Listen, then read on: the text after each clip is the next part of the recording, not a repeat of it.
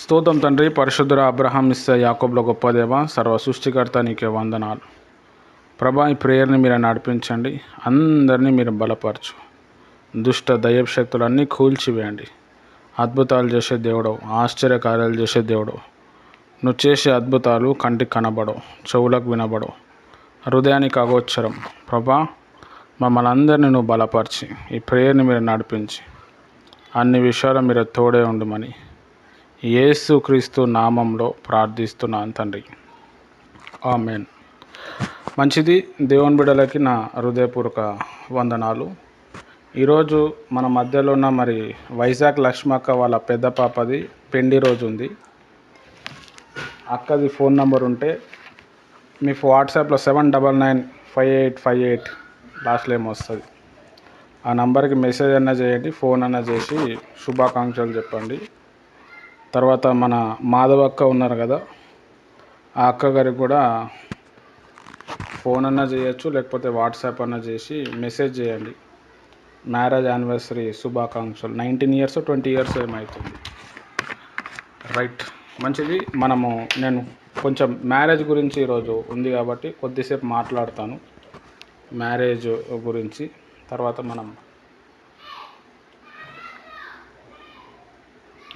మీరు అడిగే డౌట్స్ చెప్పడానికి ప్రయత్నం చేస్తాను.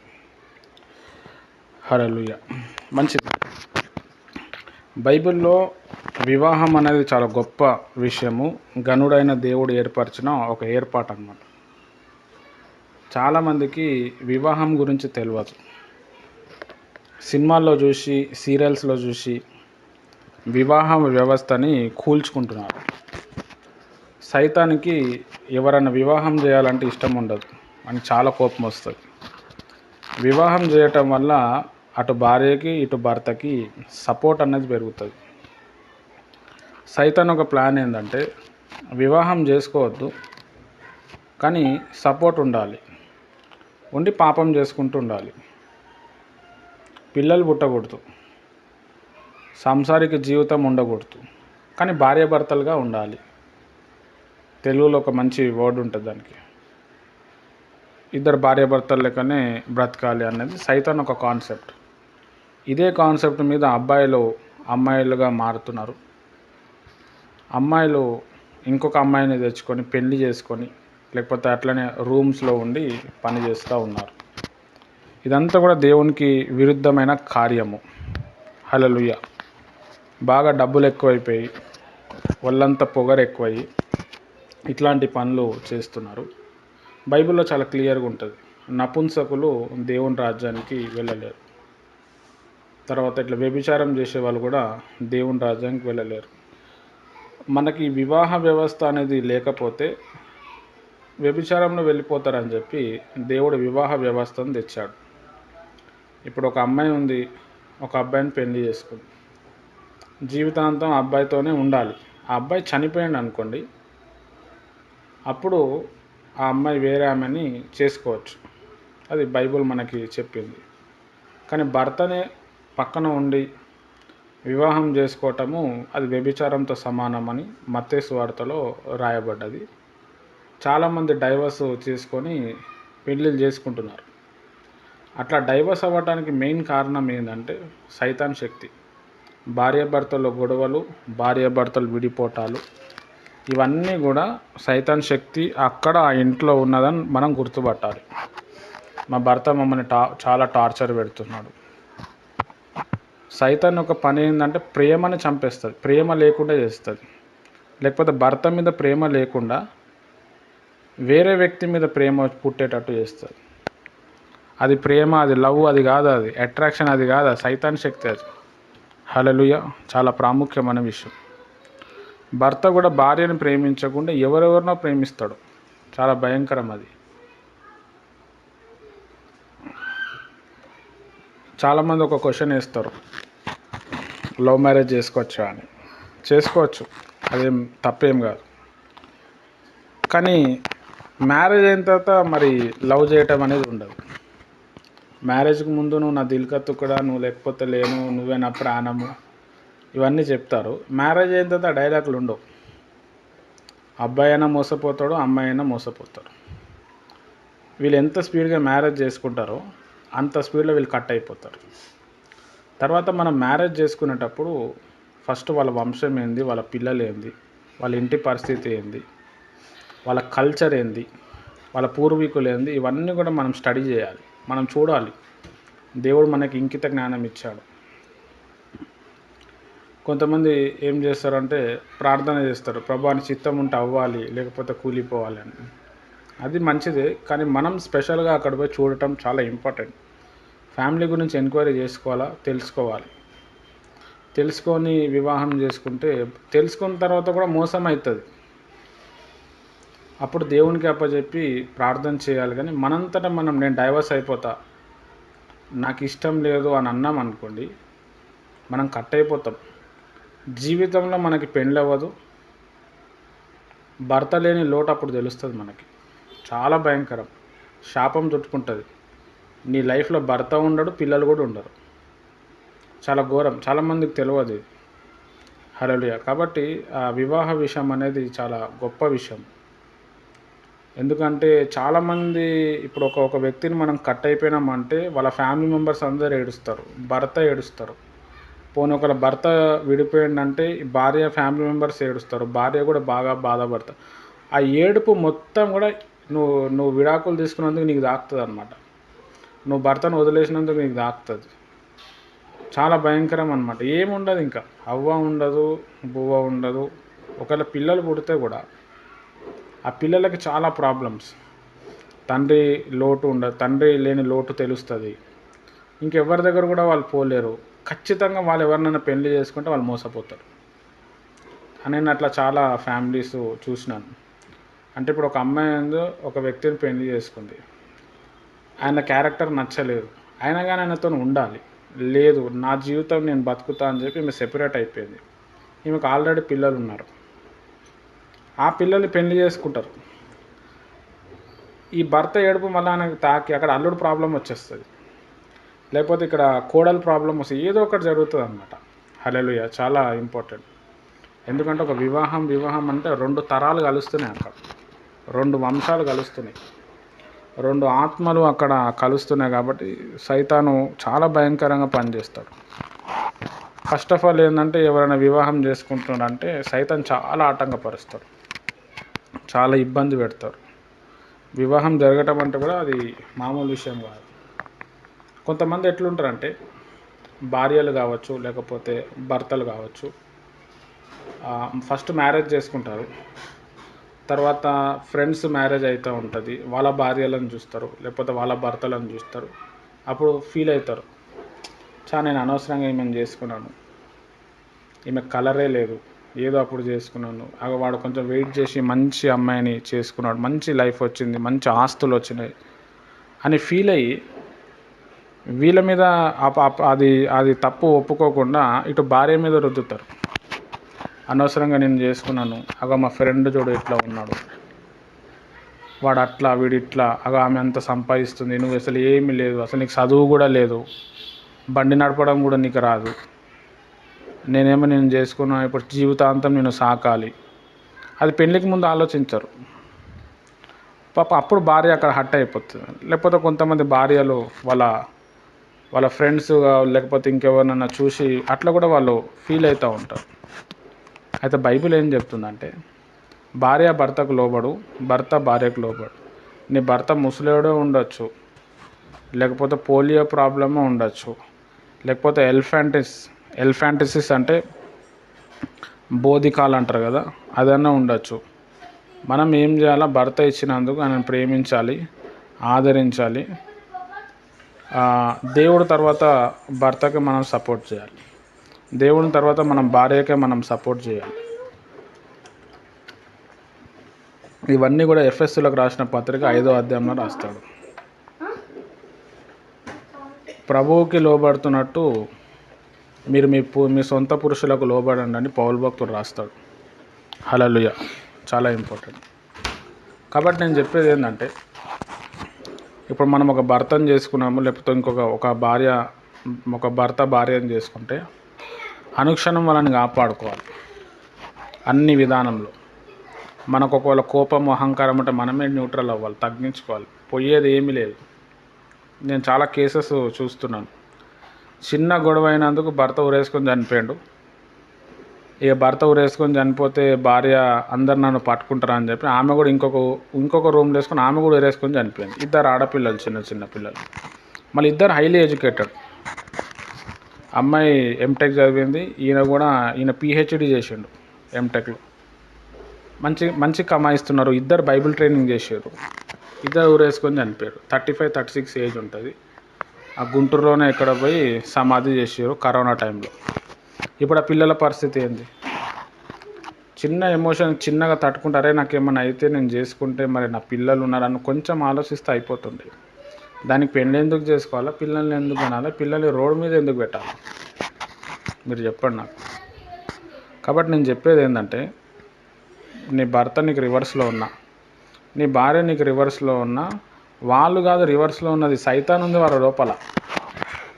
మనం ఓపిక పడి భరించి సహించి ప్రార్థన చేసుకొని దేవుడి దగ్గర కన్నీరు కార్చుకొని మనం ముందుకు పోవాలి. వాళ్ళు విరుద్ధంగా ఉన్నారా, ఖచ్చితంగా దేవుడు వాళ్ళని మార్చేస్తాడు. కానీ మన సొంత మైండ్ ఉపయోగించి మనము కొంతమంది రివెంజ్ తీసుకుంటుంటారు. భార్య నచ్చక, భార్య అందంగా లేదని భర్తలో రివెంజ్ తీసుకుంటారు. లేకపోతే భర్త ఏం చేస్తారంటే భార్య దగ్గర రివెంజ్ తీసుకుంటారు. బంధువుల దగ్గర, స్నేహితుల దగ్గర, ఎవరెవరి దగ్గర ఇగో నా భార్య అట్లా ఇట్లా ఇవన్నీ చెప్తారు. అట్లా చెప్పటం వల్ల నువ్వు ఎంత ప్రార్థన చేసినా నీ ప్రార్థన దేవుని దగ్గరకు పోదు, కష్టమైపోతుంది. హల్లెలూయా. కాబట్టి మనం ఎవరిని పెళ్లి చేసుకున్నాం, అయిపోయింది. దేవుడు ఇచ్చిండు. జీవితాంతం వాళ్ళని కన్నబిడ్డ లెక్క మనం చూసుకోవాలి. వాళ్ళు టార్చర్ పెడితే దేవుడు నిన్ను పిలుస్తాడు, వెళ్ళిపోతావు. తగ్గిన తర్వాత దేవుడు వాళ్ళని చూసుకుంటాడు. కానీ మనము రివెంజ్ తీసుకోవద్దు, మనం ప్రేమించాలి. మంచిది. ఇది ఒక చిన్న మ్యారేజ్ కోసం ఒక చిన్న సందేశము. మీకు ఏమైనా డౌట్స్ ఉంటే అడగండి. డౌట్ అడిగేటప్పుడు మీ పేరు చెప్పండి, మీ అందమైన పేరు.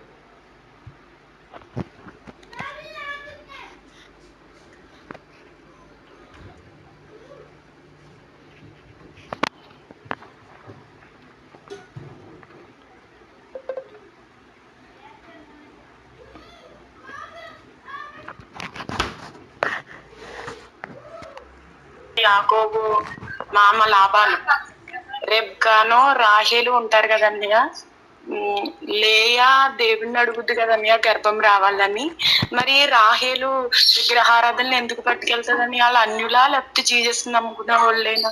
అది కొంచెం డౌట్గా ఉందని చెప్పండి. మంచి ప్రశ్న. యాక్చువల్గా లాభాన్ అనే వాళ్ళ అన్యులు సిస్టర్. లేహాకు అర్థమవుతుంది ప్రార్థన గురించి, ఆమె ప్రార్థన చేసుకుంటుంది. కానీ రాహేల్ ఏం చేస్తుందంటే ఆమె మనసు అంతా కూడా విగ్రహాల మీదనే ఉంటుంది. ఆమెకు అంత ఉండదు మారు మనసు. అందుకే ఆ విగ్రహాలను తీసుకొని వెళ్ళిపోతుంది. వాళ్ళ మామ వస్తాడు, ఆ విగ్రహాల మీదనే ఆమె కూర్చుంటుంది. పరపో ఏదో వేసి కూర్చుంటుంది.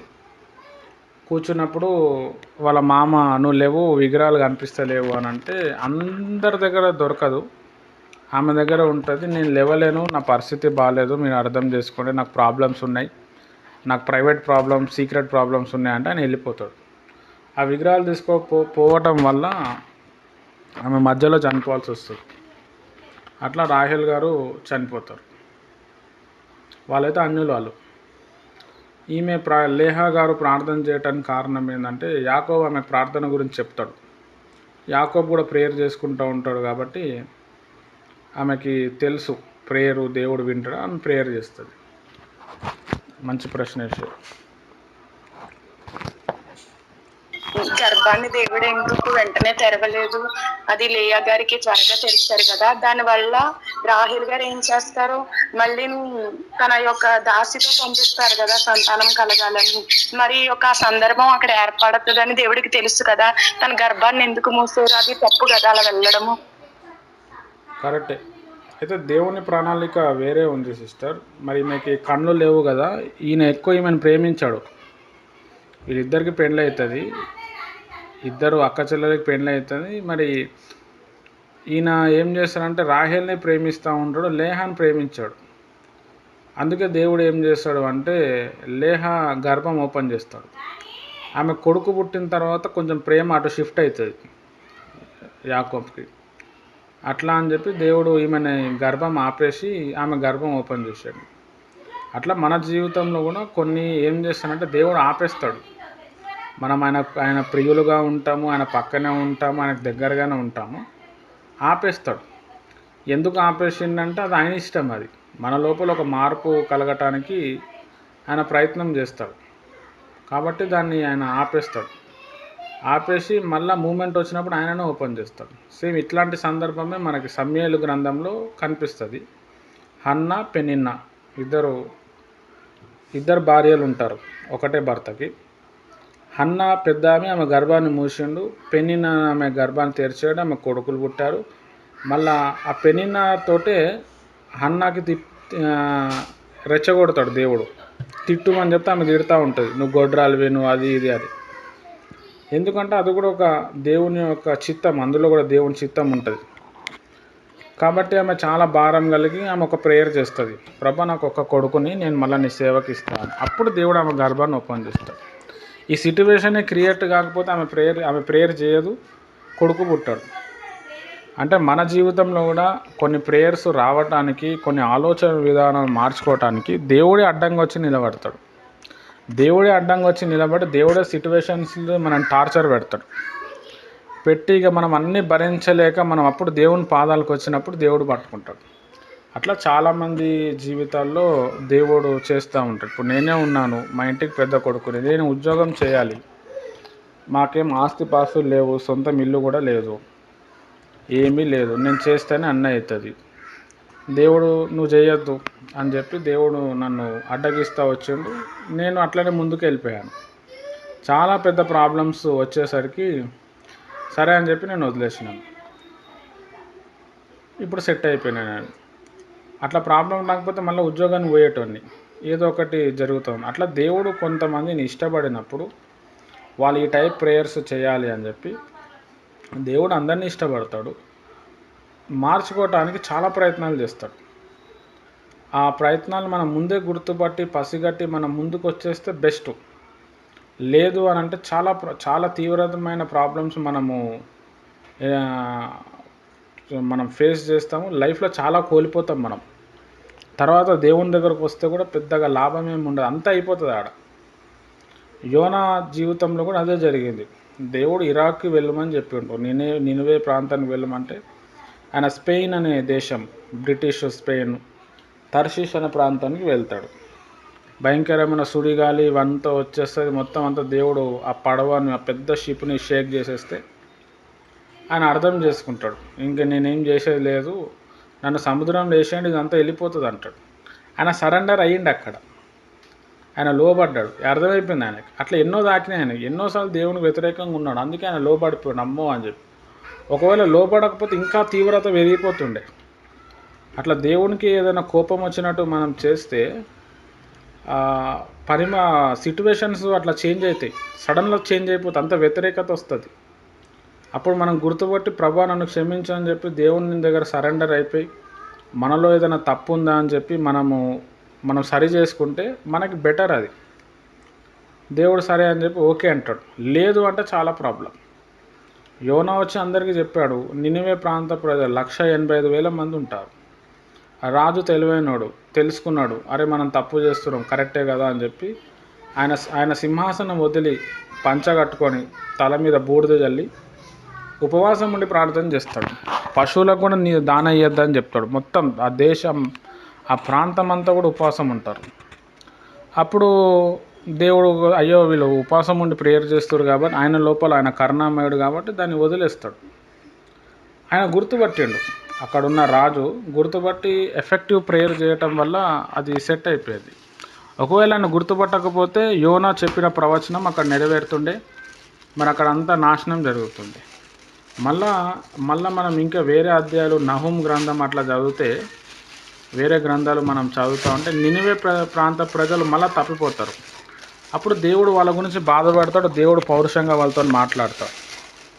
అంటే ఇక్కడ మనం గుర్తుపట్టాల్సిన విషయం, మనం గుర్తుపట్టాల్సిన విషయం ఏంది అని అంటే, దేవుడు అనేవాడు ఉన్నారు, ఆయనకు ఒక మనసు ఉంది, ఆయనకు కూడా మైండ్ సెట్ ఉంది, ఆయన కొన్ని ఆలోచనలు కలిగి ఉంటాడు. ప్రతి వ్యక్తి మీద ఆయన ఆలోచన కలిగి ఉంటాడు. మనం ఆయన గురించి పెద్దగా ఆలోచించాం, ఆయనను పట్టించుకోము. మనది మనకే ఉంటుంది.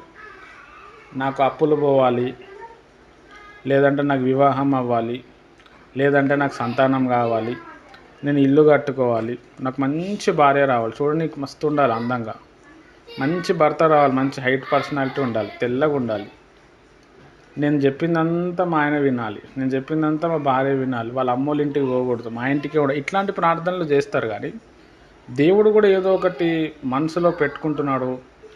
దేవుని మనసులో కూడా ఏదో ఉంది. ఆయన చేయాల్సింది చేసిండు, ఆయన గురించి కూడా నేను ఆలోచించాలనేది రాదు మనకి. జనరల్గా సైకాలజీ, మనుషుల సైకాలజీ రాదు. అది వచ్చేటట్టు దేవుడు క్రియేట్ చేస్తాడు. దాన్ని గుర్తుపట్టి మనం దేవునికి, దేవుడు నాకు ఉద్యోగం చేయొద్దు అంటున్నాడు, సరే సేవ చేయమంటున్నాడు, సరే దాంట్లో ఆయన పోషిస్తూ అంటుండు కదా అని చెప్పి మనం సరెండర్ అయిపోతే చాలా బాగుంటుంది. లేదు అని అంటే ఆరోగ్యంగా ఉన్న మనము హాస్పిటల్ వరకు పోవాల్సి వస్తుంది. కాలు చేతులు ఇరిగిపోతాయి, పెరాలసిస్, స్ట్రోక్, ఏందేందో అయిపోతుంది, గందరగోళం అవుతుంది, మనుషులు తిరగబడతారు, డబ్బులు ఉండవు, మొత్తం చాలా కోల్పోతాం. అట్లా మనం ఎవరితో అయినా చెలగాటం ఆడొచ్చు, కానీ దేవునితో మనము చెలగాటం ఆడకూడదు. ఆ చెలగాటం ఆడితే ఆ తీవ్రత చాలా భయంకరంగా ఉంటుంది. దాని నుంచి ఎవరు తప్పియలేడు. దాంట్లోకే తప్పియటానికి మెయిన్ కారణం ఏంటంటే మనమే ముందుకు వచ్చి మనమే సరెండర్ అయిపోవడం బెటర్. లేదు అంటే చాలా అనుభవించాల్సి వస్తుంది. మంచి ప్రశ్న వేసారు సిస్టర్, థ్యాంక్ యూ. అన్నయ్య, రెబ్కా గారికి ముక్కు కమ్మి కడియం పెడతారు కదా అన్నయ్య, మరి అది ఎందు నిమిత్తము మరి వస్తువులు అయి పెట్టుకోకూడదు అని చెప్తారు. యెషయా గ్రంథంలోనేమో పాడవేమని చెప్తారు, మరి ఇక్కడేమో ఇప్పిస్తారు. అదేంటి అర్థం అవ్వలేదని. అదొకటి యాకోబు వస్తువులన్నీ తీసేసి ఒక స్థలంలో పాత పెట్టేయమంటాడు. ఇవన్నిటికి సాదృశ్యం ఏంటన్నయ్య? మంచి ప్రశ్న వేశారు. యాకోబు ప్రజలు వీళ్ళంతా కూడా యెహోవా దేవునికి ఆరాధన చేస్తూ ఉంటారు. ఈ లాబాన్ వాళ్ళ ఫ్యామిలీ ఏమో వాళ్ళ అన్యులు. ఈ ముక్కు పుడక, లేకపోతే ఇయర్ రింగ్స్, కళ్ళకి కాటిక, నడుముకి వడ్డానము, బంగారం వేసుకొని తిరగటము, తర్వాత పూలు పెట్టుకోవటం, ఇవంతా కూడా అన్యాచారాలు. వాళ్ళు ఆడవాళ్ళే కాకుండా మగవాళ్ళు కూడా పెట్టుకుంటారు. మనము రాజులను చూస్తే వాళ్ళకు కూడా ఉంటాయి అలంకరణ. వాళ్ళు కూడా చెవులకు కుట్టించుకుంటారు, కొంతమంది ముక్కుకు కుట్టించుకుంటారు, చైన్స్ ఇవన్నీ వేసుకుంటారు. యాకోబుకి అర్థమవుతుంది, అరే మనం దేవుని దగ్గర పోతున్నాము, ఇవన్నీ ఉండకూడదు, శుచిపరచటానికి అంటే శుద్ధి చేసుకోవటానికి అని చెప్పి ఆ వస్త్రాలన్నీ తీసి అవన్నీ ఒక బట్టలో చుట్టి ఒక వృక్షం కింద పాతి పెట్టి వాళ్ళు దేవుని మందిరం దగ్గరికి వెళ్తారు. అది అక్కడ ఆమె ఎందుకు పెట్టుకుంది అని అంటే అది అన్యాచారం. అది ఇక్కడ మనకి చెప్పింది ఏంటంటే ఇది మనం పెట్టుకోవద్దని చెప్పిండు. కాబట్టి క్రైస్తవులు ఎవరైతే ఉన్నారో వీళ్ళు ఈ గోల్డ్ రింగ్స్ కావచ్చు, వడ్డానం కావచ్చు, యాక్చువల్గా అయితే ఇది పెట్టకూడదు. ఇది ఒకవేళ పెట్టద్దు అని చెప్తే మనోళ్ళు ఫస్ట్ ఆఫ్ ఆల్ దేవుని నమ్మరు. ఇంకేంది అవి పెట్టుకోవద్దంట, ఇవి పెట్టుకోవద్దంట, ఇంకెందుకు మనకు అని. అసలు ఎందుకు పెట్టుకోవద్దు అనేది తర్వాత మనం చెప్పినప్పుడు అర్థమవుతుంది. కొన్ని చర్చెస్లో ఏం చేస్తారంటే బలవంతంగా తీపిచ్చేస్తారు. అది వేస్ట్ అనమాట. తీపిచ్చినా కానీ వాళ్ళ మనసులో అదే ఉండిపోతుంది. దేవుడే వాళ్ళంతటా వాళ్ళు తీపిచ్చేస్తాడు. దేవుడే చెప్పినప్పుడు మనం వింటాము, మనం వదిలేస్తాం, దాని మీద మనసు పోతుంది. మనం ఆత్మీయంగా ఎదిగే కొద్దీ ఆ స్టేజ్ అనేది వస్తుంది అనమాట. ఎందుకు అంటే మనం మంచిగా అలంకరణ మనం చేసుకొని జస్ట్ మన ఫోటో తీసుకొని అన్యుల దేవుళ్ళు దేవతల దగ్గర మనం పెడితే ఎగ్జాక్ట్గా సేమ్ మ్యాచ్ అవుతుంది. కళ్ళకి కాటిక కావచ్చు, లేకపోతే ఇయర్ రింగ్స్ కావచ్చు, చైన్స్ కావచ్చు, అది అన్య ఆచారం. అది అంటే మనం ఎంత ప్రార్థన చేసినా, ఎంత ఆత్మ పొందుకున్నా ఇవన్నీ పెట్టుకుంటే నువ్వు అన్య ఆచార విగ్రహార్థన చేసినట్టే. ఇవన్నీ గుర్తుపట్టి యాకోబు భక్తుడు ఏం చేసిండంటే ఆ అలంకారం అంతా కూడా తీపిచ్చేసి ఏం చేసిండంటే ఒక వృక్షం వృక్షం పేరు కూడా మర్చిపోయాను, మస్తకి వృక్షం అనుకుంటా, కరెక్ట్గా ఐడియా వస్తలేదు. ఆ వృక్షం కింద అవన్నీ పాతి పెట్టి వాళ్ళు వెళ్తారు, శుచి చేద్దామని చెప్పి వెళ్తారు.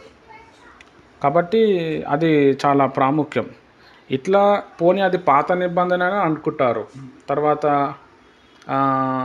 మనము ఇజ్రాయెల్ ప్రజలు బంగార దూడ కట్టినప్పుడు వాళ్ళంతా కూడా మరి ఆయన బంగారం తీసుకురామని చెప్పిండు కదా, అక్కడ కొంతమంది కూడా దానికి కామెంట్ చేస్తారు. ఇజ్రాయెల్ ప్రజలు వచ్చేటప్పుడు ఐగుప్తు దగ్గర నుంచి బంగారం తెచ్చుకుంటారు. వాళ్ళు ముక్కు కమ్మ అడిగితే జోబులో ఉన్నదంతా ఇచ్చేస్తారు. వీళ్ళంతా వేసుకొని వస్తారు. అంతా వేసుకొని వచ్చిన తర్వాత దేవుడు చెప్పిండు వాళ్ళ దగ్గరికి వెళ్ళి బంగారం తీసుకురండి అని. చాలామంది ఏం చేస్తారంటే దాన్ని పట్టుకొని దేవుడే అక్కడ వాళ్ళకి బంగారం తీసుకురామని చెప్పిండు కదా, మరి దేవుడు ఎందుకు తీపిచ్చేస్తారని చాలామంది అడుగుతారు. దేవుడు వాళ్ళకి బంగారం ఎందుకు వేసుకొని రా అన్నాడంటే, ఒక దేశం ఫామ్ అవ్వాలంటే బంగారం ఉండాలి, డబ్బు ఉండాలి, ఒక పెట్టుబడి ఉండాలి. అప్పట్లో విలువైనది బంగారం కాబట్టి ఆ బంగారం తీసుకురా అన్నారు. ఆ బంగారాన్ని వాళ్ళు మంటలు వేసి దాన్ని దూడగా చేసుకున్నారు. ఎందుకు అని అంటే వాళ్ళు ఆల్రెడీ విగ్రహార్థనలో ఉన్నారు. ఇజ్రాయెల్ ప్రజలు అంతకుముందు ఐగుప్తు దేశం అంతా కూడా విగ్రహార్థన. ఇప్పుడు నైలు నది మీద దేవుడు తీర్పు తీర్చాడు, కప్పల మీద దేవుడు తీర్పు తీర్చాడు, ఈగల మీద దేవుడు తీర్పు తీర్చాడు, చీకటి మీద దేవుడు తీర్పు తీర్చాడు. ఇవన్నీ కూడా ఐగుప్తు దేశంలో దేవుళ్ళు దేవతలు. అందుకే వాటి మీద తీర్పు తీర్చాల్సి వచ్చింది. వీళ్ళెవ్వరు దేవుళ్ళు కాదు, వీళ్ళెవ్వరు ఏం చేయలేరు, నేనే దేవుణ్ణి, నేనే చేసి చూపిస్తా అని. కానీ ఇజ్రాయెల్ ప్రజలకు అప్పుడు కూడా సరిగా ఎలగలేదు. వాళ్ళ లోపల ఆ విగ్రహార్థన ఉన్నది కాబట్టి ఆ విగ్రహానికి వాళ్ళు మొక్కుకుంటూ వచ్చారు, చేసిర్రు. మనం తిమోతి పత్రికలో వస్తే తిమోతికి దేవుడు పౌలు తిమోతికి చెప్తూ ఉంటాడు, బంగారంతో అలంకరించుకోకండి, మంచి మాటల ద్వారా, మంచి ప్రవర్తన ద్వారా మీరు అలంకరించుకోండి అని చెప్పి. ఈ బంగారంతో వాళ్ళ అలంకరణ అనేది మొత్తం కూడా ఇది హిందూ కల్చర్ అన్నమాట, అన్య దేవతల కల్చర్. బంగారంకి మనం ఇస్తున్న రెస్పెక్టు, మనం అందంగా తయారవ్వాలని చేస్తే మన రెస్పెక్టు, ఆత్మలో మనం అందంగా అవ్వాలి, మనం సింపుల్ లైఫ్ బ్రతికి దేవుని లెక్క బ్రతకాలనేది ఉండదు. క్రిస్టియానిటీ అనేవాళ్ళు సింపుల్ లైఫ్ బ్రతకాలి, నార్మల్ డ్రెస్సెసే వేసుకోవాలి అని చెప్పి పౌలు భక్తుడు తిమోతికి చాలా క్లియర్గా చెప్తాడు. ధనాపేక్ష సమస్త కీడుకి మూలము, ధనవంతులు అవ్వాలని చెప్పి నువ్వు ఆలోచించకు, నువ్వు ఇవి ఆలోచన చేస్తే నువ్వు భక్తి సాధన చేయవు. ఉండటానికి ఇల్లు, తినటానికి తిండి, ఖర్చులకు కొన్ని డబ్బులు ఉంటే చాలు అని తిమోతి పత్రికల్లో పౌలు భక్తుడు రాపిస్తాడు. అంటే క్రైస్తవులందరూ కూడా ఆత్మకు సంబంధించింది, ఆత్మీయ విషయాలను పెంపొందించడానికి మనం నిలబడాలి. కానీ దాని మీద ఎక్కువగా లోకం ఆశల గురించి, ఇప్పుడు ఒక బంగారం వేసుకోవాలని ఉన్నదనుకో, బంగారం కోసం మళ్ళీ మనం మోసం చేయాల్సి వస్తుంది, దొంగతనం చేయాల్సి వస్తుంది. దేవుడి మీద ఉండాల్సిన ఆశ దాని మీద షిఫ్ట్ అవుతుంది. పోనీ ఆ బంగారం తీసుకుంటాము, మళ్ళీ ఏదైనా ప్రాబ్లం వస్తే అది మళ్ళీ బ్యాంకులో పెడతాము, అది మళ్ళీ వడ్డీ పెరుగుతుంది. మళ్ళీ దానికి విడిపించడానికి మనం ఎక్కువగా ప్రేయర్లో స్పెండ్ చేయకుండా వర్క్లో ఎక్కువ స్పెండ్ చేసి మళ్ళీ విప్పి మనం అది తెచ్చుకుంటాం, మళ్ళీ వేసుకుంటాం. దీని మీదనే మైండ్ సెట్ ఉంటుంది కానీ ఆత్మీయ విషయంలో మైండ్ సెట్ ఉండదు అని చెప్పి బైబిల్లో చాలా క్లియర్గా చెప్పుకుంటూ వస్తాడు. అయితే ఇప్పుడు ఇలాంటి విషయాలు మనము ఇప్పుడు వస్తున్న క్రైస్తవులు కావచ్చు, లేకపోతే ఎవరైనా అన్యులకి వెళ్ళి ఎవరైనా వ్యక్తులకి వచ్చి చెప్పినప్పుడు వాళ్ళు ఫస్ట్ ఆఫ్ ఆల్ వాళ్ళు మారరు. ఇప్పుడు బొట్టు తీసేయమని చెప్పినాం అనుకోండి, చాలా బీప్ వస్తుంది వాళ్ళకి, అయ్యో మా ఇంట్లో ఒప్పుకోరు అని అంటారు. ఇవన్నీ ఇయర్ రింగ్స్ తీసేయమని చెప్పినాను అనుకోండి, వాళ్ళు ఒప్పుకోరు. నేను ఎప్పుడు కూడా నా బోధల్లో నేను చెప్పలేదు, ఎవరికి చెప్పలేదు, ఎందుకంటే మన బోధ అది కాదు. కానీ అది తీసేయాలని చెప్పి బైబిల్లో ఉంది కాబట్టి నేను చెప్పాల్సి వచ్చింది. మన దాంట్లో మన యేసుమణి సిస్టర్ గారు ఉన్నారు, వారు సేవ చేస్తూ ఉన్నారు. సేవ చేస్తున్నా అంటే చెప్పినాను నేను ఒకసారి, సిస్టర్ ఇవన్నీ మనం వేసుకోవద్దు, మనకి అవసరం లేదు అని అంటే ఆమె మళ్ళీ ప్రేయర్ చేసుకుంది. అప్పటి నుంచి తీసేస్తే మళ్ళీ ఆమె వేయలేదు. దాదాపు ఒక 10 సంవత్సరాలు అవుతున్నట్టుంది. అప్పటి నుంచి ఆమె వేయలేదు. ఆమె ఇయర్ రింగ్స్ ఇవన్నీ కూడా అమ్ముతుంది, అదొక బిజినెస్ అది, కానీ ఆమె వేసుకోదు. కొంతమంది అది కూడా తప్పు పట్టిర్రు, నువ్వు వేయనప్పుడు నువ్వు ఎందుకు అమ్ముతున్నావు అని. ఆమె ఇష్టము, ఆమె వేసుకుంటలేదు, బిజినెస్ చేసుకుంటుంది, మరి కడుపు ఉన్నది గడవాలి కాబట్టి బాగా అర్థం చేసుకోవాలి. అయితే ఇక్కడ మనం తెలుసుకోవాల్సిన అతి ప్రాముఖ్యమైన విషయం ఏంటంటే, మనం దేవునిలో బాగా డీప్గా వెళ్తూ ఉన్నప్పుడు దేవుడు ఏం చేస్తాడంటే మనకి బంగారం మీద, డబ్బు మీద ఎక్కువగా ఇంట్రెస్ట్ చూపించాడు. మనకు రాదు. మనకు ఎక్కువ సమస్యలు వచ్చేటి ఏంటంటే ఈ బంగారం మీద, ఈ డబ్బుల వల్లనే మనకు ప్రాబ్లమ్స్ వస్తాయి. అయ్యో నాకు లేదు, వాళ్ళకు ఉంది, ఇది ఫస్ట్ వదిలేయాలి మనం. ఎందుకంటే ఈ బాడీకి నువ్వు ఎంత పెద్ద బంగారం అని ఎంత వాల్యుబుల్ సూట్ అన్న కుట్టించు ఒకరోజు మట్టిలో పోతుంది. మనం చనిపోతే మన బంగారం ఎవడో వేసుకుంటాడు. ఎవడో వేసుకున్న బంగారం కోసం మనం బీపీలు పెంచుకొని మన ఆత్మీయతను పోగొట్టుకోవటం, దాని గురించి ఆలోచన చేసి దాని గురించి యుద్ధాలు చేయటం వేస్ట్. పూర్వకాలంలో ఈ బంగారం కోసమే యుద్ధాలు అవుతుండే, మంచి మంచి వెండి బట్టల కోసమే యుద్ధం అవుతుండే, ఎంతోమంది చనిపోయేటోళ్ళు. మరి సాధించింది ఏముంది? ఒక వ్యక్తిని చంపినాము, బంగారం వేసుకున్నాము. అది నీకేమైనా పర్మనెంటా? పోనీ నిన్ను ఏదైనా పరలోక రాజ్యం తీసుకుపోయే సబ్జెక్టా? ఏమీ ఉండదు. పరలోక రాజ్యం తీసుకుపోయే సబ్జెక్ట్ ఏంది? ప్రార్థన చేయటం, బైబిల్ చదవటం, ప్రతిరోజు ఆత్మ పొందుకుంటాం, సేవ చేయటం, నలుగురిలో దేవుని ఒక ప్రేమను పంచటం, నీ దగ్గర ఉన్న డబ్బులు, నీ దగ్గర ఉన్న ఆహారము అందరికీ తినిపించటం, అందరితో మాట్లాడటం, అందరితో కలిసిమెలిసి ఉండటం, క్రీస్తు ప్రేమను చూపించటం. ఇది యేసుప్రభు శిష్యులు కూడా చేశారు. బంగారం వెండి నా దగ్గర లేదు, కానీ నా దగ్గర ఉన్నది నేను నీకు ఇస్తా అని చెప్పి యేసు నామంలో లేవు అన్నాడు. బాగా అర్థం చేసుకోవాలి. వాళ్ళు లేచి కూర్చున్నారు, కుంటివారు లేచి కూర్చున్నాడు. అంటే బంగారం కంటే విలువైనది యేసయ్య, అది మనలో ఉండాలి. మనం దేవుని యొక్క ఆలయము. దేవుని యొక్క ఆలయంలో దేవుడు రావటానికి ప్రిఫరెన్స్ ఇవ్వాలి, కానీ ఈ విగ్రహారాధనతో వచ్చిన ఈ బంగారంతో అలంకరణ చేసుకోవద్దని బైబిల్ మనకి చాలా డెప్త్లో మనకి చెప్తా ఉంది. కొంతమంది చేసే ప్రశ్న ఏంటంటే, మరి దేవుడు మందిరం చేసేటప్పుడు బంగారాన్ని వాడిండు కదా, మరి యేసుప్రభు వారు పుట్టినప్పుడు బంగారము, సాంబ్రాణి, బోలం జ్ఞానులు వచ్చి ఇచ్చారు కదా, మరి యేసుప్రభు వారు కూడా బంగారాన్ని తీసుకున్నాడు. మరి ఆయనకు బంగారం ఇష్టం లేకపోతే ఆయన ఎందుకు తీసుకున్నాడు? ఇట్లాంటి ప్రశ్నలు కూడా వేస్తారు. అట్లా రావాల ప్రశ్నలు.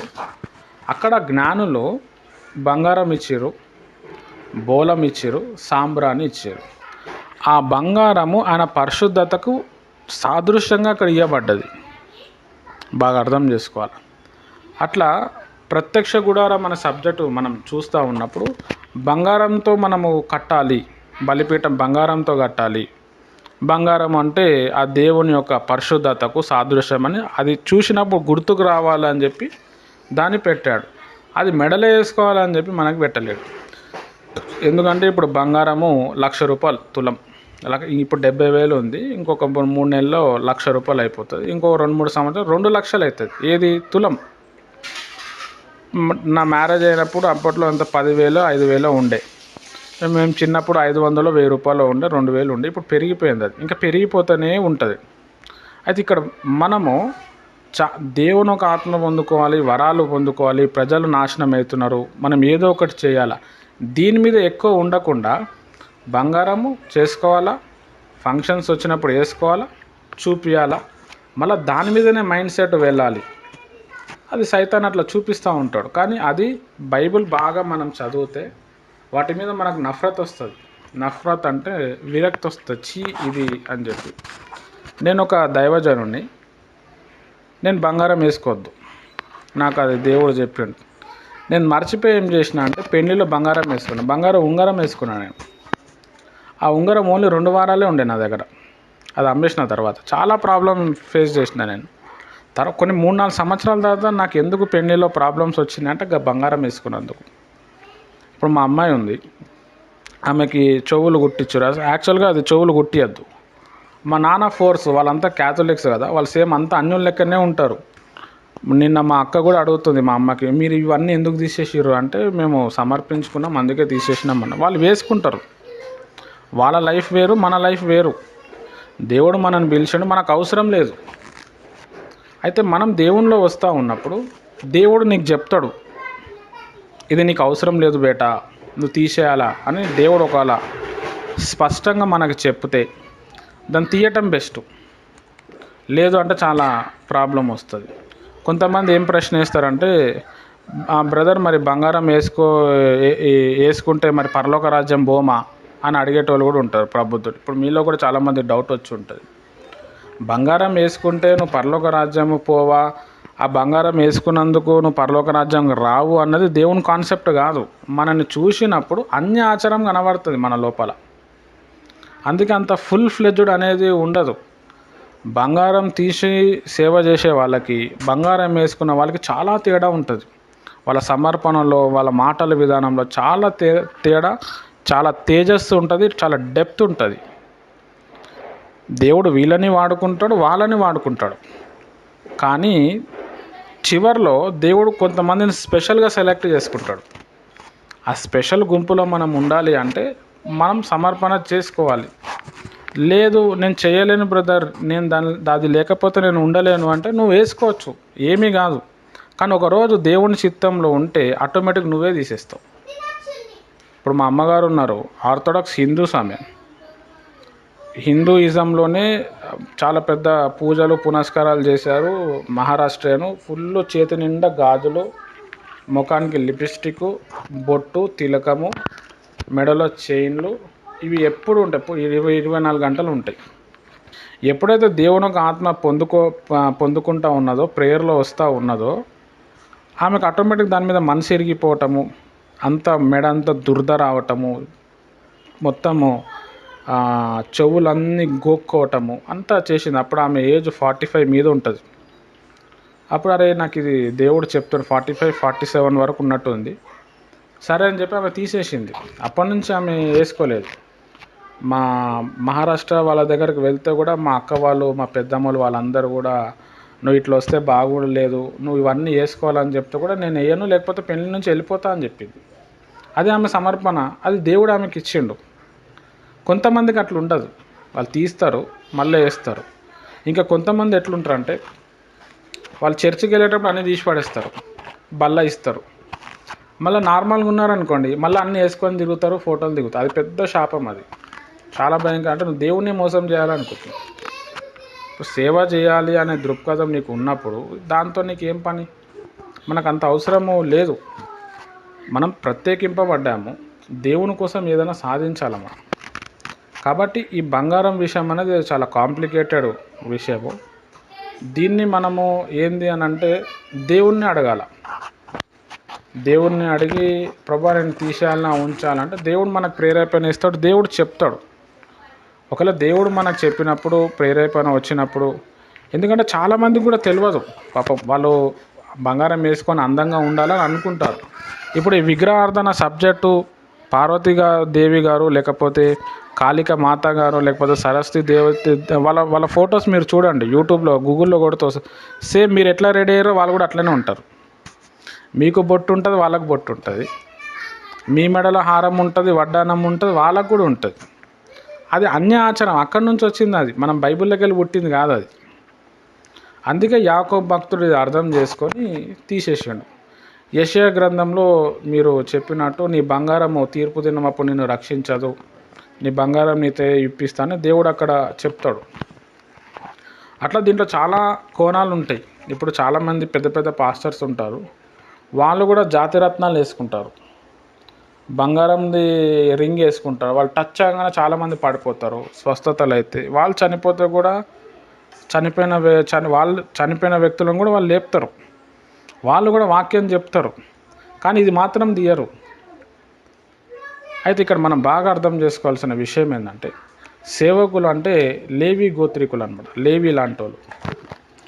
లేవి గోత్రికులకి యెహోవాయే స్వాస్థ్యము అని ఎందుకు చెప్పిండంటే, సేమ్ ఇట్లనే విగ్రహార్థన జరిగినప్పుడు మీరు నా వైపు ఉంటారా లేకపోతే ఆ విగ్రహం వైపు ఉంటారా అంటే చాలామంది విగ్రహం వైపు వెళ్తారు. లేవి గోత్రికులందరూ మోషే దగ్గరకు వచ్చేస్తారు. చాలా ఇంపార్టెంట్. అట్లా వచ్చినప్పుడు అట్లనే చూస్తూ ఉంటారు, భూమి పెద్దగా నోరు తెరుచుకొని ఓపెన్ అయిపోయి వాళ్ళందరూ చచ్చిపోతారు. అట్లా ఒకసారి జరుగుతుంది. ఇంకోసారి కూడా ఇట్లనే జరిగినప్పుడు లేవి వాళ్ళు ఏం చేస్తారంటే మోషే దగ్గరకు వస్తారు. అప్పుడు మోషే ఏం చెప్తాడంటే మీ సొంత కత్తులతోటి వీళ్ళందరినీ చంపేయండి అంటారు. వాళ్ళందరూ అన్నదమ్ములు, అక్క చెల్లెలు, బాబాయిలు, వాళ్ళ సొంత వాళ్ళే ఉంటారు. దైవజనుడు చెప్పినందుకు, వీళ్ళు అన్యాచారం చేసినందుకు ఈ లేవీలు ఏం చేస్తారంటే ఫట వాళ్ళని చంపేస్తారు. అరే నా కోసము తన ప్రజల్ని పోగొట్టుకున్నారు, ఇలాంటి వాళ్ళు నాకు కావాలి అని చెప్పి దేవుడు లేవి వంశాన్ని ఎంచుకొని వీళ్ళే నా సేవ చేయాలి, తరతరం వాళ్ళు ఉండాలి. యెహోషువ కానాను దేశానికి వెళ్ళినప్పుడు అందరికీ ఏం చేస్తారంటే ల్యాండ్ సమానంగా పంచిపెడతాడు. 12 గోత్రికులు వాళ్ళందరికీ పంచిపెడతాడు. లేవి గోత్రులకు పంచిపెట్టాడు. మరి లేవి గోత్రులు ఎట్లా తినాలి? లేవి గోత్రులకి స్వాస్థ్యం ఏంటంటే యెహోవాయే వారి స్వాస్థ్యము అంటారు. అంటే యెహోవాయే వాళ్ళ సొంత ప్రాపర్టీ. దేవుడు వాళ్ళకి సొంత ప్రాపర్టీగా ఎందుకు అయ్యిండు? దేవుడే ఫీల్ అయ్యిండు this property belongs to me అని ఎందుకు అన్నాడంటే వాళ్ళు టైం వచ్చినప్పుడు వాళ్ళని కూడా వదులుకున్నారు. అది లేవి కత్తి అన్నమాట. అంటే దేవుని సేవ మనం చేస్తూ ఉన్నప్పుడు, దేవుని కోసం ప్రత్యేకింపబడినప్పుడు ఫ్యామిలీ ఇష్యూస్ బంధాలు వస్తే కూడా తెంపుకోవాల్సి వస్తుంది. కాబట్టి మనం టీపీఎం కానీ పెద్ద ఇంకా వేరే కొన్ని చర్చెస్లో మనము విన్నప్పుడు, నువ్వు యేసు ప్రభుని నమ్ముకుంటే, నువ్వు బాప్తిజం తీసుకుంటే అన్నదమ్ములు వదిలేయాలి, అక్క చెల్లెలు వదిలేయాలి, వాళ్ళు చనిపోతే కూడా వాళ్ళకి సావుకు వెళ్ళొద్దు అని చెప్పి వీళ్ళు మళ్ళీ డైవర్ట్ చేస్తూ ఉంటారు. అంత ఎక్స్ట్రీమ్ అవసరం లేదు. దేవుని కోసం నువ్వు నిలబడితే చాలు. మరి మనం పోకపోతే వాళ్ళకి సువార్త ఎట్లా అందింపబడుతుంది? చాలామంది ఇట్లా జరగటం వల్ల, అయ్యో మీ యేసు ప్రభుని నమ్ముకో అంటే మా బంధువులందరినీ వదిలేయాలంట కదా, వాళ్ళు చనిపోతే వాళ్ళ సావులకు వెళ్ళొద్దంట కదా, మ్యారేజ్ అయితే వాళ్ళు కూడా మనం పిలవద్దంట కదా అని చెప్పి ఫస్ట్ ఆఫ్ ఆల్ వీళ్ళే రారు. ఇంకా కొంతమంది ఏంటంటే మీ యేసు ప్రభుని నమ్ముకుంటే ఇవన్నీ తీసేయాలంట కదా బ్రదర్, అట్లయితేనే మనం దేవుని బిడ్డ అవుతామంట కదా అని చెప్పి కూడా రారు. అది అవసరం లేదు. ఇక్కడ మనం చేయాల్సింది ఏంది అంటే, దేవుడు అందరినీ పిలుస్తున్నాడు, అందరికీ ఇస్తాడు. దేవుడు ఒకరు ఎవరినైనా మార్చుకోవాలనుకుంటే వాళ్ళే ఆటోమేటిక్గా తీసేస్తారు. దేవుడు నాకు ప్రేరేపించు, నేను తీసేసిన, దాని మీద నాకు మనసు లేదు. ఇప్పుడు నాకు మనసు ఉంటే నేను ఎట్లయినా తెచ్చుకొని బంగారం ఉంగరం కాకపోయినా వెండి ఉంగరం అయినా లేకపోతే ఇనుము ఉంగరం అయినా పెట్టుకుంటుండే. అవసరం లేదు, వద్దనేసిండు. సరే దేవునికి నాకు దేవుడు ప్రత్యేకించిండు, దేవుడు చెప్పిండు కదా, సరే వదిలేసినాం, అయిపోయింది. అది దేవుడు పుట్టించిండు.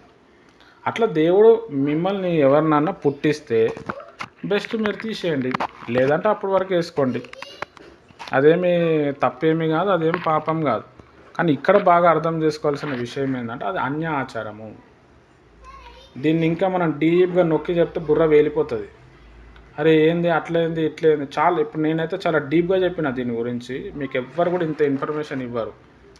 టీపీఎం వాళ్ళు కన్ఫ్యూజ్ చేసేస్తారు, వేరే చర్చ్ వాళ్ళు మళ్ళీ అట్లా తిప్పుతారు, ఇట్లా తిప్పుతారు. నేను అన్ని యాంగిల్స్ తిరిగినా కాబట్టి ఇది నాకు తెలుసు. నా సలహా ఇది, దేవుడు ఒకవేళ ప్రేరేపిస్తే నువ్వే తీసేస్తావు, ఎవడు అవసరమే లేదు. దాని మీద మనసు ఇరిగిపోతుంది. ఇంకా అదొక పెంటతో ఎంచుతాం మనం, ఇదేంది అని అన్నట్టు ఉంటుంది. అట్లా పౌలు భక్తుడు చాలా ఎంచుకున్నాడు. అయితే ఇక్కడ ఇంకొక విషయం మనం నేర్చుకోవాల్సిన విషయం ఏంటంటే, బంగారము వెండి ఇవన్నీ మనం తీసినప్పుడు సమర్పణ అనేది హృదయంలోకి వెళ్ళి రావాలి. ఏదో మేము సమర్పించుకున్నాము అని చెప్పి అన్నీ తీసి అహంకారంగా పొగరుగా ఉంటే, ఇప్పుడు టీపీఎం చర్చిలో కొంతమంది నేను చూసిన విశ్వాసుల్ని కూర్చున్న నిలబడిన తెల్ల బట్టలే అంటారు, తెల్ల బట్టలే వేసుకుంటారు. విపరీతమైన అహంకారం ఉంటుంది వాళ్ళకి, విపరీతమైన కోపం ఉంటుంది. నాదే కరెక్ట్, నేను చెప్పిందే కరెక్ట్ అన్నట్టు ఉంటుంది. వాళ్ళ ప్రేయర్లో ఔన్నత్యం ఉండదు, తగ్గింపు ఉండదు, ప్రేమించటం భరించటం ఏముండదు. నేను చెప్పింది వినలేదా, కథ నువ్వు భస్మం అయిపోతామంటారు. దానికోసం స్ట్రాంగ్గా ప్రేయర్ చేస్తారు. అది కూడా 100% తప్పు. వాళ్ళని విమర్శించాలని కాదు, మనకి దేవదాసాయి గారు మనకు ఒక మాదిరి చూపించారు. ఏ వ్యక్తిని కానీ ఏ వ్యవస్థను కానీ మనము దూషించద్దు. నీకేదైనా కావాలి అంటే ప్రభువుని అడిగి తెలుసుకోమని చెప్పిండు. నేను అదే మార్గంలో పోతున్నా కాబట్టి నేను దేవుణ్ణి అడిగి తెలుసుకుని నేను చెప్తున్నా. మీకు కూడా దీనికోసం ఇన్ఫర్మేషన్ కావాలి అంటే మీరు అడగండి దేవునికి. ప్రభా నా డ్రెస్సింగ్ ఇట్లా ఉంది, మరి నేను బంగారం వేసుకోవాలన్నా, వేసుకోవద్దా, వేసుకుంటే ఏమవుతుంది, వేసుకోకపోతే నీ ఇంటెన్షన్ చెప్పు అంటే దేవుడు తలంపుల ద్వారా మాట్లాడతాడు, వాక్యం ద్వారా మాట్లాడతాడు, కళ ద్వారా మాట్లాడతాడు, స్వరం ద్వారా మాట్లాడతాడు. ఏదో ఒకటి జరుగుతుంది. మనం అన్ని ప్రేయర్స్ చేస్తాం కానీ దీని మీద ప్రేయర్ మనం చేయం. హల్లెలూయా. చాలా ఇంపార్టెంట్, చాలా చాలా కాంప్లికేటెడ్ మాటలు. నేను దీని గురించి ఇన్ఫర్మేషన్ ఇచ్చిన, మీరు పదే అడుగుతున్నారు. పదే అడిగితే ఇదే వీడియో మీకు పంపిస్తాను. కాబట్టి ఇది చాలా ఇంపార్టెంట్. రైట్ సిస్టర్, మంచి డౌట్ అడిగారు, థ్యాంక్ యూ. కొంతమంది క్రైస్తవులు అయి ఉండి అన్యాచారాల నుంచి వస్తారు కదా, వాళ్ళు క్రైస్తవులుగా మార్చబడతారు కదా. వాళ్ళ మాటల్లో విన్నానన్నయ్య, మనం ప్రార్థనా శక్తి మన బలం సరిపోవట్లేదు, ఇంకా మన ఊళ్ళో ఎవరు మారలేదు, కొన్ని అన్యాచారాలు కూడా మనం పాటించాలని వాస్తులు తిథిలు అవి చూస్తా ఉంటారండి. అది ప్రార్థనా శక్తి బలం సరిపోవట్లేదు అన్నది ఎంతవరకు కరెక్టో నాకు తెలియదు, కానీ అంటే బైబిల్ చదివిన విధానాన్ని బట్టి నేను ఒకటే అనుకుంటున్నాను, దేవుడు ఏదైనా చేయగల సమర్థుడు. ఎందుకంటే సేన అనే దయ్యం పట్టినప్పుడు అక్కడికి ఎవరు వెళ్ళలేదు, ఎవరు కూడా. కొంతమంది అంటారు అభిషక్తులు ప్రార్థన చేస్తేనే విడుదల పొందుకుంటాం, ప్రార్థన బలంగా చేస్తేనే విడుదల పొందుకుంటాం అని అంటారు. అక్కడ ఆయనకి ఎవరో ప్రార్థన చేయలేదు కానీ యేసయ్య దర్శించాడు, మరి విడుదల పొందుకున్నారు. యేసన్న గారిని కూడా దేవుడే దర్శించాడు, ఆ బంధకాల నుంచి విడుదల పొందుకున్నారు. మరి అన్యులు కావచ్చు, క్రైస్తవులు కావచ్చు, ప్రార్థన బలం సరిపోవట్లేదు, విడుదల అందుకే రావట్లేదని బాధపడేవారు ఉన్నారు. ఈ మాటలు ఎంతవరకు కరెక్ట్ అని దీని గురించి చెప్పండి.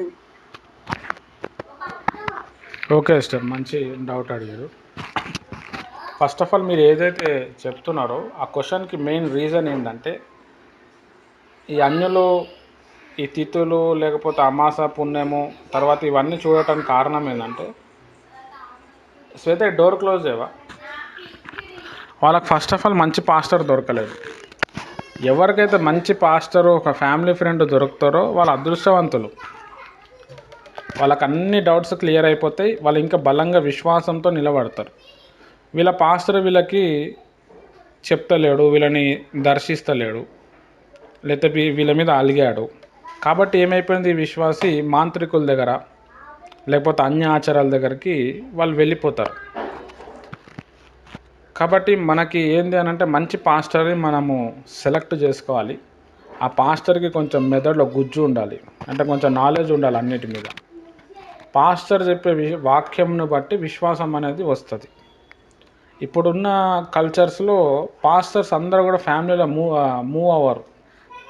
కొంతమంది పాస్టర్స్కి ఎట్లా ఉంటుంది అని అంటే, పెద్ద చర్చ్ కట్టాలి, అందరు నాకే సపోర్ట్ చేయాలా, సెల్యూట్ చేయాలా, దౌర్జన్యంగా వాళ్ళు ఉంటారు, తగ్గింపు అనేది ఉండదు. దానివల్ల కూడా మా పాస్టర్కి చాలా పొగరు ఉందని చెప్పి వీళ్ళు కూడా పొగరుగా ఉంటారు, తర్వాత వాళ్ళతోని కనెక్ట్ అవ్వరు. అయితే ఇప్పుడు మనకి ఏదైనా ప్రాబ్లము వచ్చింది అనుకోండి, ఆ పాస్టర్ గారిని పిలిచి ప్రార్థన చేపిస్తే ఆ ప్రాబ్లం సాల్వ్ అయిపోతుంది. మనం అన్య ఆచారాల దగ్గర పోవటం అవసరం ఉండదు. ఆ పాస్టర్ రాడు కాబట్టి వీళ్ళు అన్య ఆచారాలకి పోవాల్సి వస్తుంది. మెయిన్ ఏంది అని అంటే, ఒక వ్యక్తికి పాస్టర్ అనే వ్యక్తి ఇంట్లో ఒక సొంత తండ్రిగా, సొంత అన్నగా, సొంత మనిషిగా ఉన్నప్పుడు చాలా వరకు వాళ్ళు ఆశీర్వదింపబడతారు. ఆశీర్వదింపబడడం అంటే వాళ్ళు బండ్లు కొనుక్కోవటం, ఇల్లు మీద ఇల్లు కాదు, ఆత్మీయంగా వాళ్ళు డెవలప్మెంట్ అవుతారు. అంటే జస్ట్ ఇట్లా కళ్ళు మూసుకోగానే పాస్టర్ గుర్తుకు రావాలి వీళ్ళకి మనసులో, మాకు ఒక దైవజనుడు ఉన్నాడు కదా అని ఆయన కనెక్ట్ అవ్వాలి. అది కనెక్ట్ కాకపోవటం వాళ్ళ దురదృష్టం అది. అందుకే వాళ్ళకి ఇవి ప్రాబ్లమ్స్ వస్తాయి. వాళ్ళు ఇప్పుడు నువ్వు క్రైస్తవుడుగా ఉండి నువ్వు బాప్తిజం తీసుకొని నువ్వు మళ్ళా అన్య ఆచారాలకి, లేకపోతే మాంత్రికుల దగ్గర, లేకపోతే మస్జిద్ల దగ్గర తాయెత్తు కట్టుకొని నువ్వు పోతున్నావంటే నువ్వు క్రైస్తవుడే కాదు, నువ్వు మళ్ళీ అన్యుడే. నువ్వు క్రైస్తవులు అంటే ఎవరు అంటే శ్రమ పడువారు, బైబిల్లో ఉంది. ఆ పేరుని బట్టి అతిశయించాలి అన్నారు. నువ్వు శ్రమనే పడతలేవు, నీకు ఓపికనే లేదు, మరి నువ్వు ఎట్లా క్రైస్తవుని అవుతావు? కాబట్టి ఫస్ట్ నేను క్రైస్తవుని అని అనిపించుకోవాలంటే నీ లోపల ఏదైనా శ్రమ ఉండాలి. యేసుప్రభు చెప్పిండు ఏమన్నా అంటే, మీరు నన్ను వెంబడించిన గోర్నేడల తనను తాను ఉపేక్షించుకొని తన సిలువను ఎత్తుకొని వెంబడించాలా అన్నాడు. సిలువ అంటే శ్రమలు, అవమానాలు, నిందలు, లైఫ్ రిస్క్ అన్నమాట. ఇవి మనకు ఉంటేనే మనం దేవుని రాజ్యంలో మనం వెళ్ళగలుగుతాం, దేవుని బాటలో మనం ఉండగలుగుతాం. ఇవి లేదనుకో అన్యుల్లో కలిసిపోతాం మనం. అన్యులకి కావాల్సింది ఏంది, మంచిగా తినాలి, చేతి నిండా డబ్బు ఉండాలి, నేను ఏది అనుకుంటే అది జరగాలి. వాళ్ళ స్టైల్ అట్లా ఉంటుంది. ఆన్ బ్రదర్, నాకు దేవుడు కార్యం చేస్తే ఖచ్చితంగా దేవునికి ఇంత ఇచ్చేస్తా. నీకు ఎవరు ఇచ్చారు అన్ని పైసలు? దేవుడే ఇచ్చిండు. మళ్ళీ నువ్వు దేవునికి ఇస్తే ఏంది? లేకపోతే మొక్కుతారు, నాకు ఇది అయితే నేను వెంట్రుకలు కట్ చేసుకుంటా, గుండు కొట్టించుకుంటా. సరే, నువ్వు గుండు కొట్టించుకున్నావు, మరి నువ్వు అక్కడి నుంచి ఏమైనా నేర్చుకున్నావా అంటే ఏముండదు. కాబట్టి ఇక్కడ మెయిన్ ఏంది అని అంటే, క్రైస్తవుడు అవ్వాలి అంటే నా బోధ, నేను ఏదైతే బోధ ఫాలో అవుతున్నానో, ఫస్ట్ నువ్వు యేసుప్రభు కోసం నొప్పులు తీయాల్సి వస్తుంది. బాప్తిజం ఇచ్చేటప్పుడు నేను చెప్తా, చచ్చిపోయే వరకు దేవుని కోసం నిలబడాల్సి వస్తుంది. నేను ఫోర్స్ చేస్తున్నానా? ఎవరు ఫోర్స్ లేదు, నా అంతటా నేను అన్నీ భరిస్తానంటే అప్పుడు నీళ్ళలో మొత్తం ముంచేస్తాం, కథం అయిపోయింది. తర్వాత ఏందో నువ్వు నిలబడాలి, నా మీద డిపెండెంట్ కాదు, దేవుని మీద డిపెండ్ అయ్యి నిలబడాలి. వస్తాయి శ్రమలు, వస్తాయి అవమానాలు, వస్తాయి, ప్రాణం పోయే ఛాన్స్ కూడా వస్తుంది. దేవుని చిత్తంలో ఉంటే పోతుంది, లేకపోతే బతుకుతాం. దేవుడు అది అది పబ్లిక్లో చాలా వరకు ఆ బోధ వస్తలేదు, చాలా తగ్గిపోయింది అది. అట్లా ఉండటం బట్టి ఏమైపోయిందంటే మనుషులు ఎక్కువ కూడా స్వస్థతలు, విడుదల గురించి వీళ్ళ చెప్పటము, వారిని కేర్ చేయకపోవటం వల్ల కూడా ఈ విశ్వాసులు ఏమైపోతున్నారు అంటే ఎక్కడ పడితే అక్కడ వెళ్ళిపోతున్నారు. ఇంకా విశ్వాసుల్లో జరుగుతున్న ఇంపార్టెంట్ విషయం ఏంటంటే అక్కడ పాస్టర్లో దమ్ము ఉందా లేదా అది చూస్తలేడు, ఆ పాస్టర్ వాక్యానుసారంగా ఉన్నాడో లేదో చూస్తలేడు, ఆయనకు చర్చ్ ఉందా లేదా, ఆయన కారులో తిరుగుతుండా లేదా, మనకి ఏదైనా అవసరం వస్తే చిల్లర పైసలు ఇస్తాడా లేదా, ఇవి ఆలోచిస్తున్నారు. సేమ్ ఇదే టెక్నిక్ని ఉపయోగించుకొని కొన్ని చర్చెస్లో ఏం చేస్తారంటే మీరు చనిపోతే మీరు ఏం డబ్బులు ఖర్చు పెట్టడం అవసరం లేదు, చర్చే మీకు పెట్టే పంపిస్తుంది, మిమ్మల్ని పాతేస్తుంది, ఆ మట్టి కూడా నువ్వు రూపాయి 100 రూపాయలు కూడా ఇవ్వటం అవసరం లేదు, అంత కార్యక్రమం అంతా చర్చే చేసుకుంటుంది. కానీ నువ్వు చర్చ్లో మెంబర్గా ఉండాలి, దశంభాగం ఖచ్చితంగా ఇవ్వాలి. వాడు దశంభాగం దాదాపుగా 1,00,000 రూపాయలు, 2 లక్షలు, 3 లక్షలు ఇస్తాడు. ఒక 10 సంవత్సరాలు బతికిరు అనుకోండి, ఎన్నో డబ్బులు వచ్చేస్తాయి. ఈ సమాధికి ఎంత అవుతుంది? ఒక 30,000, 40,000 అవుతుంది. ఇది ఒక పెద్ద స్కీమ్ అన్నమాట. ప్రజల్లో ఇది తెలియక అరే నేను చచ్చిపోతే ఎవరి మీద డిపెండ్ అవసరం లేదు, నా కొడుకు కోడలు లేకపోయినా, నా కూతురు అల్లుడు లేకపోయినా నాకు పాస్టర్ గారు సమాధి చేసేస్తారు, ఇంకా ఆ చర్చికి పోతే ఏమవుతుంది, మళ్ళీ నేనే డబ్బులు పెట్టుకోవాలా అని చెప్పి అట్లా కూడా ఆలోచన చేసుకొని కొంతమంది వెళ్ళిపోతున్నారు. ఆ పాస్టర్ గారు మళ్ళీ వీళ్ళతోటి ఫ్యామిలీ రిలేషన్షిప్ ఉండదు, అసలు ఈయనకు ఆ పేరు కూడా తెలియదు. అప్పుడు వీళ్ళకి ప్రాబ్లం వచ్చినప్పుడు వీళ్ళు ఏం చేస్తారు, ఈ మాంత్రికుల దగ్గర ఈ అన్ని ఆచారాల్లో పోతారు. అది కూడా ఉంటుంది, ఇది కూడా ఉంటుంది. ఇక్కడ చర్చికి ఎందుకు వస్తారు? రాకపోతే ఫోన్ వస్తుంది, అమ్మ మనల్ని చచ్చిపోతే సమాధి చేయరేమో అని చెప్పి మళ్ళీ ఈడికి వస్తూ ఉంటారు. అట్లా ఉండటం వల్ల వాళ్ళ బేసిక్ నాలెడ్జ్ అంతవరకే ఉంటుంది. కానీ ఫుల్ ఫ్లెడ్జ్గా విశ్వాసులే గుర్తుపట్టాలి, ఏ పాస్టర్ ఎలాంటోడు, మనకేమైనా అయితే అర్ధరాత్రి వస్తాడా, కనీసం ఫోన్ చేస్తే ఫోన్ లేపుతాడా, ఇది ఉండాలా. ఇది లేనప్పుడు ఇక వేస్ట్, అది నువ్వు ఎన్ని సంవత్సరాలు పోయినా వేస్ట్. కాబట్టి విశ్వాసి గుర్తుపట్టాలి, సత్య అన్వేషకులు గుర్తుపట్టాలి, గుర్తుపట్టి ఒక పాస్టర్ని సెలెక్ట్ చేసుకొని ఆయనను వెంబడిస్తూ ఉన్నప్పుడు ఆ విశ్వాసం వస్తుంది, ఆ పాస్టర్లో ఉన్న అభిషేకం వస్తుంది, ఆయన ప్రార్థన ఉంటుంది, ఆయన బోధలో నిలబడినప్పుడు ఈ పాస్టర్ చెప్పిన బోధను బట్టి ఆ విశ్వాసులందరూ కూడా రక్షింపబడతారు. హల్లెలూయా. మంచి ప్రశ్న వేశారు సిస్టర్, థ్యాంక్ యూ. నా అందమైన పేరు సుమతి, సేవ నుంచి మాట్లాడుతున్నాను. నా ప్రశ్న ఏంటంటే యూదులు అంటే ఎవరు? నా ప్రశ్న యూదులు అంటే ఎవరు? ఓకే అక్క, దీనికి ఆన్సర్ పోయిన వారం ఇచ్చిన, మీరు లేకుండా అనుకుంటా. యూదులు అంటే ఎవరు అంటే దేవుని వాక్యాన్ని వెంబడించేవారు యూదులు అక్క. అయితే ఇజ్రాయెల్ దేశంలో 12 గోత్రికులు ఉండే. ఈ 12 గోత్రికులు రాను ఏమైపోయిందంటే యూదా దేశం అనేది ఒకటి ఫామ్ అయింది, ఇజ్రాయెల్ దేశం అనేది ఫామ్ అయింది. ఈ యూదా దేశంలో యూదులు, తర్వాత బెన్యామిన్ గోత్రికులు, వీళ్ళు ఈ 2 గోత్రికులు ఒక దేశము. మిగతా 10 రూబేను, తర్వాత లేవి, తర్వాత ఇంకా వేరే ఇస్కరియోతు, ఇవంతా కూడా ఒక దేశంగా ఫామ్ అయింది. రాను ఏమైపోయిందంటే ఆ ఇజ్రాయెల్ ప్రజలందరినీ కూడా యూదులు అనటం మొదలుపెట్టారు. వాళ్ళని జ్యూస్ అంటారు ఇంగ్లీష్లో. జ్యూస్ అంటే వాళ్ళు యూదులు అనమాట. యాక్చువల్గా యూదులు అంటే దాని మీనింగ్ ఏంటంటే దేవుని వాక్యాన్ని వెంబడించేవారు. ఇప్పుడు మనము బాప్తిజం తీసుకున్నాం కాబట్టి, మనం యేసయ్య వాక్యాన్ని విని ఫాలో అవుతున్నాం కాబట్టి మనం కూడా ఆత్మీయ యూదులం మనం. అట్లా దేవుడు ఏం చేసిండంటే అబ్రహాము సంతానం ద్వారా ఆ యేసు ప్రభువుని మనం నమ్మటం వల్ల, యేసు రక్తం ద్వారా ఆయనని ఫాలో అవ్వటం వల్ల ఈ ఉన్న యూదులతోటి మనని ఆత్మీయ యూదులుగా ఫామ్ చేసిండు. ఇప్పుడున్న యూదులు వాళ్ళు ఎప్పుడు పరిపూర్ణలు అవుతారంటే అన్యులైన మనం వాళ్ళతో కనెక్ట్ అయినప్పుడే వాళ్ళు పరిపూర్ణలు అవుతారు. అట్లా అని చెప్పి ప్రభు చనిపోవాల్సి వచ్చింది. దీన్ని బట్టి మనం అందరం కూడా ఆత్మీయ యూదులం. మంచి ప్రశ్న వేసారు అక్క, థ్యాంక్ యూ. ఓకే, దీంట్లోనే ఒక ప్రశ్న. ఇప్పుడు యెరూషలేం దేవాలయంలో, ఇజ్రాయెల్ దేశంలో యెరూషలేంలో దేవాలయం కట్టబడుతుంది. మరి వాక్య ప్రకారంగా అయితే చెదిరిపోయిన యూదులందరూ కూడా ఒక చోటికి వచ్చినప్పుడు మాత్రమే అది ఎప్పుడు యేసుక్రీస్తు యొక్క రాకడ వస్తుంది అనేది ఒకటి మాట ఉంటుంది.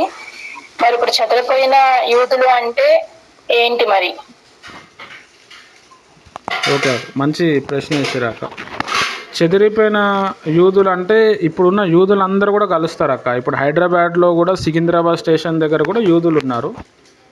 వాళ్ళు తలకి టోపీ వేసుకొని ఆరాధన చేస్తారు. వాళ్ళకి యూదుల క్యాలెండర్ ఉంటుంది. వాళ్ళు తెలుగు కూడా మాట్లాడతారు. ఈవెన్ దో గుంటూరులో ఉన్నారు. దాని తర్వాత మొన్న మణిపూర్లో ఉన్నప్పుడు దాదాపుగా ఒక 3,000 మంది యూదుల్ని ఇజ్రాయెల్ ప్రజలు కాపాడుకొని తీసుకొని వెళ్ళిపోయింది వాళ్ళ దగ్గర. ఆ యూదులు ఎలా ఉంటారు? సేమ్ మణిపూర్ ప్రజల లెక్కనే ఉంటారు.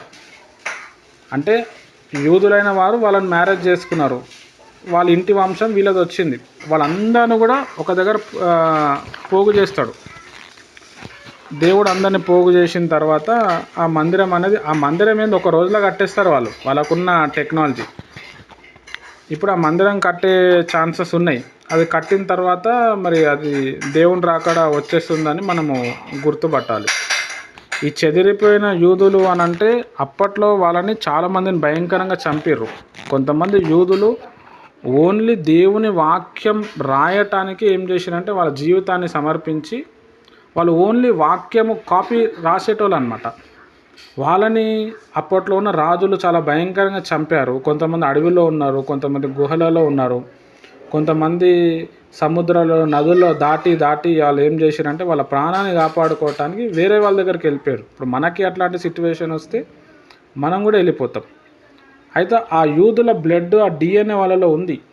వాళ్ళు సర్వే కావాలి కాబట్టి అక్కడున్న దేశ ప్రజల్ని వాళ్ళ లాంగ్వేజ్ నేర్చుకొని వాళ్ళల్లో కలిసిపోయి వాళ్ళకి నమ్మకం పుట్టించి అక్కడున్న అమ్మాయిల్ని పెళ్లి చేసుకొని తర్వాత వీళ్ళ యూద మత ఆచారాలు వాళ్ళకి నేర్పించుకుంటూ వాళ్ళని దేవుళ్ళలో పెంచుకుంటూ ఇప్పుడు కూడా సినగాగ్స్ అనేవి ఉంటాయి సమాజ మందిరంలో. ఇక్కడ కూడా హైదరాబాద్లో ఉంది, అటు గుంటూరులో ఉంది, విజయవాడలో ఉంది, కేరళలో ఉంది. తోమా అనే వ్యక్తి కేరళకి రావడానికి కారణం ఏంటంటే అక్కడ యూదులు ఉన్నారని చెప్పి ఆయన వచ్చిండు. అక్కడ ఆయన మలయాళీ భాష నేర్చుకొని అక్కడున్న యూదుల ద్వారానే నేర్చుకొని ఆయన ఒక సంఘాలు కట్టుకొని ఆయన మళ్ళీ తమిళనాడుకు వచ్చిండు. అక్కడ కూడా యూదులు ఉన్నారు. వాళ్ళు మనుషుల లెక్కనే ఉంటారు, మన లెక్కనే ఉంటారు. కానీ వాళ్ళ లోపల ఉన్న DNA వేరే ఉంటుంది. వాళ్ళ ఇంట్లో ఖచ్చితంగా ఇజ్రాయెల్ ఫోటో ఉంటుంది. తర్వాత వాళ్ళ ఇంటికి వెళ్ళినప్పుడు కిచెన్లో 2 సెక్షన్లు ఉంటాయి. నేను ఒకసారి చెప్పిన దీని గురించి. ఒకటి ఏంది అంటే పాలను ఉడకబెట్టేది, పాలని టచ్ చేసే ఏవైతే ఇన్స్ట్రుమెంట్స్ ఉంటాయో అవంతా సపరేట్ ఉంటుంది. మాంసంతో చేసే ఇన్స్ట్రుమెంట్స్ అంతా వేరే ఉంటాయి. అవి 2 కలిపి చేయరు. ఇప్పుడు మనం చికెన్ వండినాం అనుకోండి, అందులో పాలు వేస్తాం అనుకో, అది వేయద్దు అనమాట. యాక్చువల్గా బైబిల్ రూల్ ప్రకారం అది పాయిజనస్ కెమికల్గా మారుతుంది. దేవుడు అది వద్దని చెప్పాడు. కానీ ఇజ్రాయెల్ ప్రజలు, ఆ యూదు వాళ్ళందరూ ఇదన్నీ పాటిస్తారు. తర్వాత పండ్లు అంటే ఒక జంతువు ఉంది, ఇంకో జంతువుని తింటుంది అనుకోండి, మాంసాహారి జంతువుని తినద్దని చెప్పి దేవుడు రాసిండు. వీళ్ళు అది కూడా పాటిస్తారు. వీళ్ళు ఏం చేస్తారు అంటే శాకాహారి అయిన జంతువుల్ని తింటారు, మాంసాహారిని జంతువుని తినరు. వాళ్ళ నిబంధనలు ఇవన్నీ ఉంటాయి. వీళ్ళు యూదులు ఏం చేస్తారంటే 2 సంవత్సరాలు ఉన్నప్పుడు లేవీకాండం నేర్పిస్తారు వాళ్ళ పిల్లలకి. తర్వాత వాళ్ళకి తోరా స్టడీ అని చెప్పి ఒక పోర్షన్ ఉంటుంది. మనకున్న 5 గ్రంథాలు, ఆదికాండం, నిర్గమ, లేవి, ద్వితీయోపదేశ కాండము, సంఖ్యాకాండం. ఈ 5 గ్రంథాలు 54 పోర్షన్గా డివైడ్ చేస్తారు. డివైడ్ చేసి ప్రతి శనివారం అదే పోర్షన్ మీద వాక్యం ఉంటుంది, అదే పోర్షన్ మీద వాళ్ళు ధ్యానం చేస్తారు. యేసుప్రభు వారు కూడా మందిరానికి వచ్చినప్పుడు ఆ రోజు ఏ పోర్షన్ ఉందో ఆ పోర్షన్ బైబిల్ చదివిండు. ప్రతి యూదులు కూడా వాళ్ళు మాస్టర్ ఉన్నా కానీ, బైబిల్ పండితులు ఉన్నా కానీ రోజు వాళ్ళు ప్రేయర్ చేస్తూ ఉన్నప్పుడు ఈ శనివారం రోజు ఏదైతే పోర్షన్ ఉందో దీన్ని మళ్ళీ రోజు వీక్లీ పోర్షన్ ఉంటుంది. ఇప్పుడు ఎగ్జాంపుల్ శనివారం పోర్షను మత్తయి సువార్త 5వ అధ్యాయం ఉన్నది అనుకోండి. 5వ అధ్యాయంలో 35 అధ్యాయాలు ఉన్నాయనుకోండి, 35 వచనాలు ఉన్నాయనుకోండి. ఆదివారం నుంచి మళ్ళా శుక్రవారం వచ్చే లోపల రోజు మత్తయి సువార్త 5వ అధ్యాయంలో 7 వచనాలు మనం ధ్యానం చేయాలి, 7 వచనాలు చదువుకోవాలి. అది ఒక సిస్టమేటిక్ వాళ్ళకి నేర్పించినాడు. అది ఎప్పుడో పూర్వీకుల నుంచి వస్తుంది. ఇప్పుడు యూసుఫ్ అనే వ్యక్తి పాపంలో పడకపోవడానికి కారణం మోస్ట్ కరప్టెడ్ వరల్డ్ అది అప్పట్లో ఐగుప్తు దేశం. పాపంలో పడకపోవటానికి దానికి కారణం ఎవరంటే యాకోబు ఆయనని ఆ విధంగా ట్రైన్ చేసాడు పిల్లల్ని. కాబట్టి మన పిల్లల్ని మనం వాక్యంలో బాగా ట్రైన్ చేయగలిగితే వాళ్ళు అన్య ఆచారాల వైపు వెళ్ళకుండా వాళ్ళు కాపాడుకోగలుగుతారు. కాబట్టి యూదులకు ఆ సత్తా ఉన్నది. వాళ్ళు ఎంత చెదిరిపోయినా కానీ దేవుని ఒక కృప ఉంటుంది, అబ్రహాం బ్లడ్ వాళ్ళ లోపల ఉంటుంది. కాబట్టి వాళ్ళు ఎంతమంది పిల్లలు ఉన్నారో, ఎంతమందిని పెళ్లి చేసుకుని వాళ్ళంతా టోటల్ విధానం వేరే ఉంటుంది. క్యాథలిక్స్ విధానం వేరే ఉంటుంది, పెంతికోస్టల్ విధానము వేరే ఉంటుంది, బ్యాప్టిస్ట్ చర్చ్ విధానము వేరే ఉంటుంది. అక్కడ కల్చరే వేరే ఉంటుంది. పెంతకోస్టల్స్లో మ్యారేజ్ అయిన తర్వాత నువ్వు ఆపరేషన్ చేసుకోవద్దు, వాళ్ళ సంతానం కూడా పెద్దగా ఉంటుంది. క్యాథలిక్స్లో కూడా అంతే. నువ్వు పెళ్ళి చేసుకున్న తర్వాత నువ్వు ఎంతమందినైనా పిల్లల్ని కనొచ్చు, కానీ నువ్వు మాత్రం చేయొద్దు. ఆమె చనిపోతే ఇంకొక ఆమెను చేసుకొని ఆమెతో కూడా నువ్వు పిల్లలు కనొచ్చు, కానీ ఆపరేషన్ చేయొద్దు. తర్వాత యెహోవా విట్నెస్లో వాళ్ళు ఏం చెప్తారు అని అంటే, నీ రక్తం వేరే వాళ్ళకి ట్రాన్స్ఫర్ చేయొద్దు. ఇప్పుడు రక్తం తగ్గిందంటే మనం ఎక్కించుకోవద్దు, మనము పంపించద్దు. అదొక వాళ్ళ ప్రిన్సిపల్స్. తర్వాత 7th డే అడ్వెంటిస్ట్లో ఎట్లా ఉంటుంది అంటే, వాళ్ళు ఎక్కువ ఫుడ్ గురించి మాట్లాడతారు, ఫుడ్ హ్యాబిట్స్. వాళ్ళు సాటర్డే రోజే ఆరాధన చేస్తారు. సేమ్ మన సండే ప్రేయర్ ఎట్లా ఉంటుంది అట్లనే ఉంటుంది. ప్రతి వారం వాళ్ళ దగ్గర ప్రభు బల్ల ఉంటుంది. ఆ ప్రభు బల్లకు ముందు వాళ్ళు కాళ్ళు కడుగుతారు, ప్రభు బల్ల తీసుకుంటారు. వాళ్ళు ఎక్కువగా ఏం చేస్తారు అని అంటే, ఓన్లీ సాటర్డే గురించే మాట్లాడతారు. సాటర్డేనే మన ప్రభుని ఆశీర్వదించాలని చెప్పి వేరే చర్చి మీద బురద చల్లుతారు. బైబిల్ కూడా చాలా డెప్త్లో ఉంటుంది. ఎక్కువగా ఆరోగ్య నియమాలు వాళ్ళు పాటిస్తారు. అవి తినకూడదు, ఇవి తినకూడదు, ఇవే ఉండాలి, ఇట్లా ఉంటుంది. అంటే ఒక్కొక్క గ్రూపులో ఒక్కొక్క ఉంటుంది. అట్లనే యూదుల గ్రూప్లో కూడా ఈ విధానం ఉంటుంది. ఇప్పుడు మీరు అడిగిన ప్రశ్నకి వాళ్ళు చెదిరిపోయిన వాళ్ళు ఎవరు అంటే, అప్పట్లోనే వాళ్ళ తాతలు ముత్తాతలు వాళ్ళకి ప్రాబ్లమ్స్ వస్తే వాళ్ళు చెదిరిపోయారు, దేశమంతా పాకిరు. అది కూడా దేవుని యొక్క నియమం. అపోస్తుల కార్యంలో అక్కడే సంఘం జరుగుతుంది, అక్కడే సువార్త ప్రకటింపబడుతుందని దేవుడే వాళ్ళని చెదరగొట్టాడు. అట్లా చెదరగొట్టడం వల్ల సువార్త వ్యాపించింది. అట్లా దేవుడు కొంతమందిని రెచ్చగొట్టి పంపించి దేవుడు తన పని జరిగించుకుంటాడు. కాబట్టి చెదిరిపోయిన యూదుల స్టోరీ ఇదన్నమాట. థ్యాంక్ యూ అక్క, మంచి క్వశ్చన్ అడిగారు. థ్యాంక్ యూ సార్ క్లారిఫై చేసినందుకు. ఇప్పుడు మీరు చెప్పిన దానిలోనే నాకు ఇంకా ఫుడ్ రిలేటెడ్ దాంట్లో డౌట్ వచ్చింది. ఇప్పుడు మరి జ్యూస్ చెప్పారు, మనకి వాళ్ళు మిల్క్ ప్రొడక్ట్స్ సంబంధించి మిల్క్ షర్ట్ కలపడం అని చెప్పి. ఇప్పుడు మనం చూస్తుంటే చాలా మంది చికెన్ ప్రిపరేషన్ లో కానీ కర్రీ ప్రిపరేషన్ లో కానీ మిల్క్ ప్రోడక్ట్ అంటే పెరుగుని దాంట్లో మిక్స్ చేసి కొంతసేపు దాన్ని ఫ్రిడ్జ్ లో పెట్టడం అట్లా చేస్తూ ఉంటారు కదా, మరి అదే కరెక్ట్ కాదా? అంటే మంచిది కాదా హెల్త్కి మంచిది కాదు, అది బైబిల్ పరంగా రాంగ్. అది ఎందుకు అని అంటే, పాలల్లో ఆ మాంసం వేసినప్పుడు అది ఉడకదు అనమాట. మెయిన్ అది లేవి కాండంలో ఉంటుంది, తర్వాత ద్వితీయోపదేశ కాండంలో కూడా ఉంటుంది. అంటే ఆ జంతువు యొక్క మాంసంతో పాటు దాని పాలను వేసి ఉడకబెట్టద్దు అంటాడు. మనం కూడా నాన్ వెజ్ చేస్తూ ఉన్నప్పుడు యూట్యూబ్ లో మనకి ఫుడ్ ప్రిపరేషన్ యూట్యూబ్ లో కానీ వీటిలో షేర్ చాట్స్ కానీ చూపిస్తూ ఉంటారు కదా, చికెన్ లో పెరుగు కలిపి నానబెడుతూ ఉంటారని చెప్పేసి. అది నేను అడిగేది, అది హెల్త్ కి మంచిది కాదా? హెల్త్కి మంచిది కాదు అది. అసలు పాలు వాడటమే హెల్త్కి మంచిది కాదు. పాలు కావచ్చు, పెరుగు కావచ్చు, దానిలో కేసన్ జోవా అని చెప్పి ఒక కెమికల్ ఉంటుంది. ఓన్లీ చిన్నపిల్లలే ఆ పాలను అరిగించుకుంటారు. ఇది మనం వేయటం వల్ల అది అరగదు, అది బాడీలో ఒక ఫ్యాట్గా వెళ్ళిపోయి పేగుల్లో స్ట్రక్ అయ్యి మళ్ళీ చాలా ప్రాబ్లమ్స్ తీసుకొస్తుంది. అందుకే చైనా వాళ్ళు ఎక్కువగా దాన్ని వాడరు పాలను. వాళ్ళు ముందే మన భారతదేశంలో కూడా లేకుండా తర్వాత ఇది వచ్చేసింది మనకి. యాక్చువల్గా అయితే అది వాడకపోవటం బెస్ట్. అదంతా పాయిజనస్ కెమికల్స్ రిలీజ్ అవుతాయి వాటి వల్ల. Okay sir, thank you so much. ఇంకో క్వశ్చన్ ఉంది, అడగమంటారా? అడగండి, ఎన్నైనా అడగండి.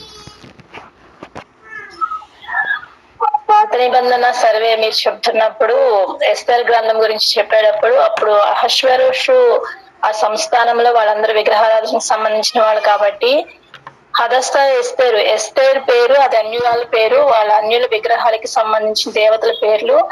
కానీ హదస్స అనేది అది యూదులకు సంబంధించిన పేరు.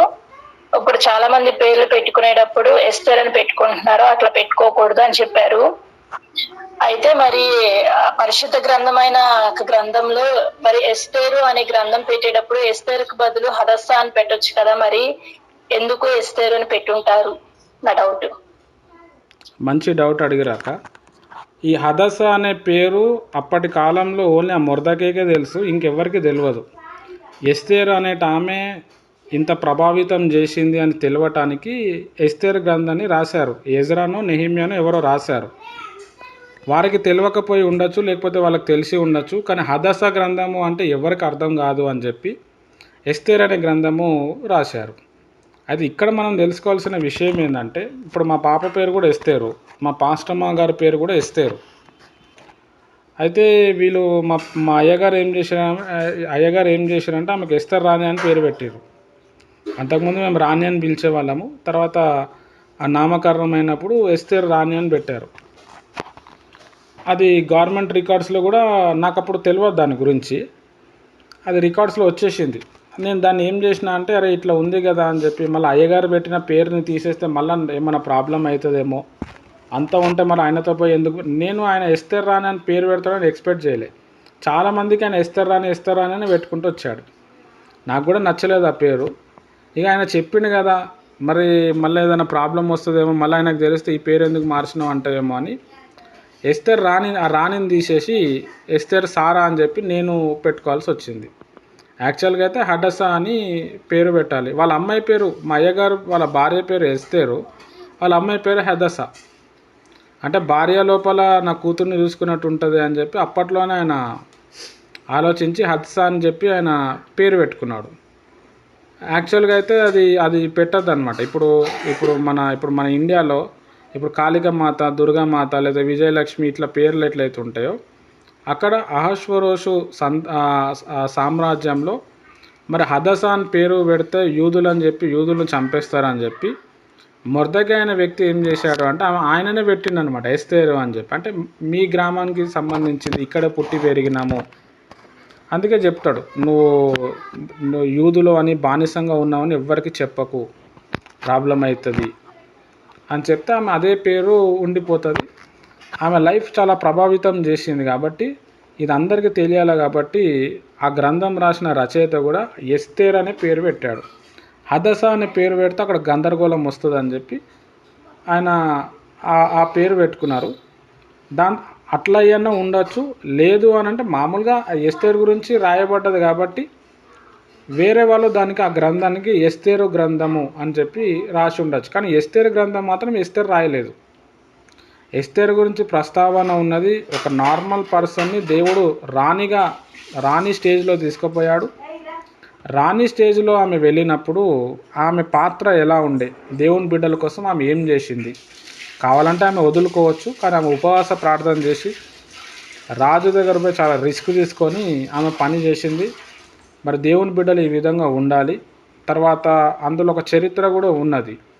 అమాలేకులు అనేవాళ్ళు అక్కడ సౌల్ రాజు దగ్గర వాళ్ళు కంప్లీట్ అయిపోయి ఎస్తేర్ గ్రంథంలో మళ్ళీ వస్తారు. హామాన్ అనే వ్యక్తి అమాలేకుడు, 400 సంవత్సరాల ఫరక్ ఉంటుంది ఆ అమాలేకులకి ఈ హామాన్కి. వాళ్ళ పూర్వీకులు అనమాట. ఈయనలో ఉన్న DNA ఆయనలో కూడా ఉంటుంది. అయితే ఆ అమాలేకుల్ని చంపటం కూడా జరిగింది కాబట్టి ఆ గ్రంథము దేవుడు బైబిల్లో పెట్టడము జరిగింది. చాలా రీజన్స్ మనము లేవనెత్తచ్చు, ఒకటే రీజన్స్ అని చెప్పలేము. ఆయన గ్రంథకర్త రాసినప్పుడు ఎస్తేరు గ్రంథం అని రాసుకోలేకపోయి ఉండొచ్చు. కానీ దానిలో ఎస్తేరు గురించి ఉంది కాబట్టి మనోళ్ళు దాని పేరు ఎస్తేర్ అని పెట్టిర్రు. ఇప్పుడు బైబిల్లో ఆదికాండము, నిర్గమకాండము అని మోషే పెట్టుకోలేదు. ఆయన ముద్దగా వచ్చిన ఇన్ఫర్మేషన్ అంతా రాసి పెట్టుకున్నాడు. వచనాలు లేవు, ఏమీ లేవు, అంతా లెటర్ రాసుకుంటే. ఇప్పుడు ఒక లెటర్ రాసినప్పుడు స్టార్టింగ్ నుంచి ఎండింగ్ వరకు ఎట్లా రాస్తామో అట్లా రాసుకుంటూనే వచ్చారు. తర్వాత ఇది చదవటానికి ఇబ్బంది అవుతుంది అని చెప్పి దేవుడు కొంతమంది స్కాలర్స్ని లేవనెత్తి తన ఆత్మను వాళ్ళ లోపల పెట్టి వాళ్ళని గ్రంథంగా డివైడ్ చేసిండు. ఆది కాండము అంటే అన్నీ ఆ గ్రంథంలో మొత్తం అన్ని మొదలు గురించి ఉంటుంది. నిర్గమకాండము విమోచన గురించి ఉంటుంది కాబట్టి దాన్ని నిర్గమ అంటే ఎక్సోడస్, అది గ్రీక్ వర్డ్ అనమాట. అట్లా అని చెప్పి ఇది పెట్టారు. లేవి కాండము లేవీలకు సంబంధించిన గ్రంథం కాబట్టి మోషే పెట్టిన పేర్లు అయితే కావు అవి. ఆయనకు తెలియని కూడా తెలియదు ఆ గ్రంథాలు అంత ఫేమస్ అయితే అని. బైబిల్ మొదలుపెట్టింది మోషే. ఆ విధంగా ఆయన రాసుకుంటూ వచ్చిండు. దాన్ని ఫస్ట్ చాప్టర్ వైజ్గా డివైడ్ చేశారు మన స్కాలర్సు. దాని తర్వాత ఇది చాప్టర్ వైజ్గా కాదు, దీన్ని వర్స్ వైజ్గా డివైడ్ చేస్తే ఇంకా బాగుంటుందని వర్స్ వైజ్గా కూడా వాళ్ళు డివైడ్ చేసుకుంటూ వచ్చారు. అట్లా మనకి బైబిల్ అనేది దొరికింది. ఇంకా స్కాలర్స్ ఇంకా ఫ్యూచర్లో ఒకవేళ ఏమైనా చేంజెస్ అయ్యేది ఉంటే చేంజెస్ అయ్యే ఛాన్స్ కూడా ఉంటుంది. ఇప్పుడు కొన్ని బైబిల్స్ మనం చూస్తే దాంట్లో బొమ్మలు పిక్చర్స్ యాడ్ చేయటము, తర్వాత దాంట్లో రెఫరెన్స్ యాడ్ చేయటం, అంటే ఇంకా ఈజీ మెథడ్లో రావటానికి. అప్పట్లో అంత జ్ఞానం లేదు కాబట్టి జస్ట్ ఓన్లీ చాప్టర్ వైజ్గా డివైడ్ చేశారు, తర్వాత వర్స్ వైజ్గా డివైడ్ చేశారు. ఇప్పుడు కొంత మంచిగా ఇంకా అర్థం కావాలి, దాని మీద ఇంట్రెస్ట్ రావాలి అని చెప్పి కొన్ని ఇంగ్లీష్ బైబిల్స్ మనము చూస్తే ఇప్పుడు జస్ట్ ఓన్లీ గిదియోను అనే సబ్జెక్టు, గిదియోను గురించి ఒక 3-4 అధ్యాయాలు ఉంటాయి. ఇప్పుడు శాంసన్ అనేది ఒక అధ్యాయం ఉన్నది. 3 న్యాయాధిపతులు 13, 14, 15, 16 ఓన్లీ 4 చాప్టర్స్లో కనబడతాడు. అప్పుడు శాంసన్ ఉన్నప్పుడు ఆయన ఇల్లు ఎట్లా ఉంది, ఆయన సమాధి ఎట్లా ఉంది, ఆ ఫొటోస్ పెట్టారు. అంటే ఇంట్రెస్ట్ రావటానికి, తెలవటానికి, దానికోసం దాని బ్యాక్గ్రౌండ్. గిదియోన్ టైంలో గిదియోన్ వాడిన నాణ్యం ఏంది, ఆ నాణ్యం కూడా మొన్న దొరికింది, అది పెట్టటం. తర్వాత యేసు ప్రభు వారు గెత్సెమనే తోటలో ప్రార్థన చేస్తే ఆ గెత్సెమనే తోట ఇప్పుడు ఎలా ఉంది, ఆ ఫోటో ఇమేజ్ పెట్టటం, లేకపోతే యేసు ప్రభు పడవ కోసం పెట్టటం. దాని గురించి అంటే చదివే వాళ్ళకి ఇన్ఫర్మేషన్ దొరకాలి, బ్యాక్గ్రౌండ్ దొరకాలని దాన్ని మెల్లమెల్లగా డెవలప్ చేసుకుంటూ వచ్చారు. అట్లనే ఈ ఎస్తేరు గ్రంథం కూడా ఎవరో ఫ్యూచర్లో అప్పుడు ఉన్న వాళ్ళు ఏం చేశారంటే దానికి నామకరణ చేశారు. మంచి డౌట్ అడిగారాక. Thank you.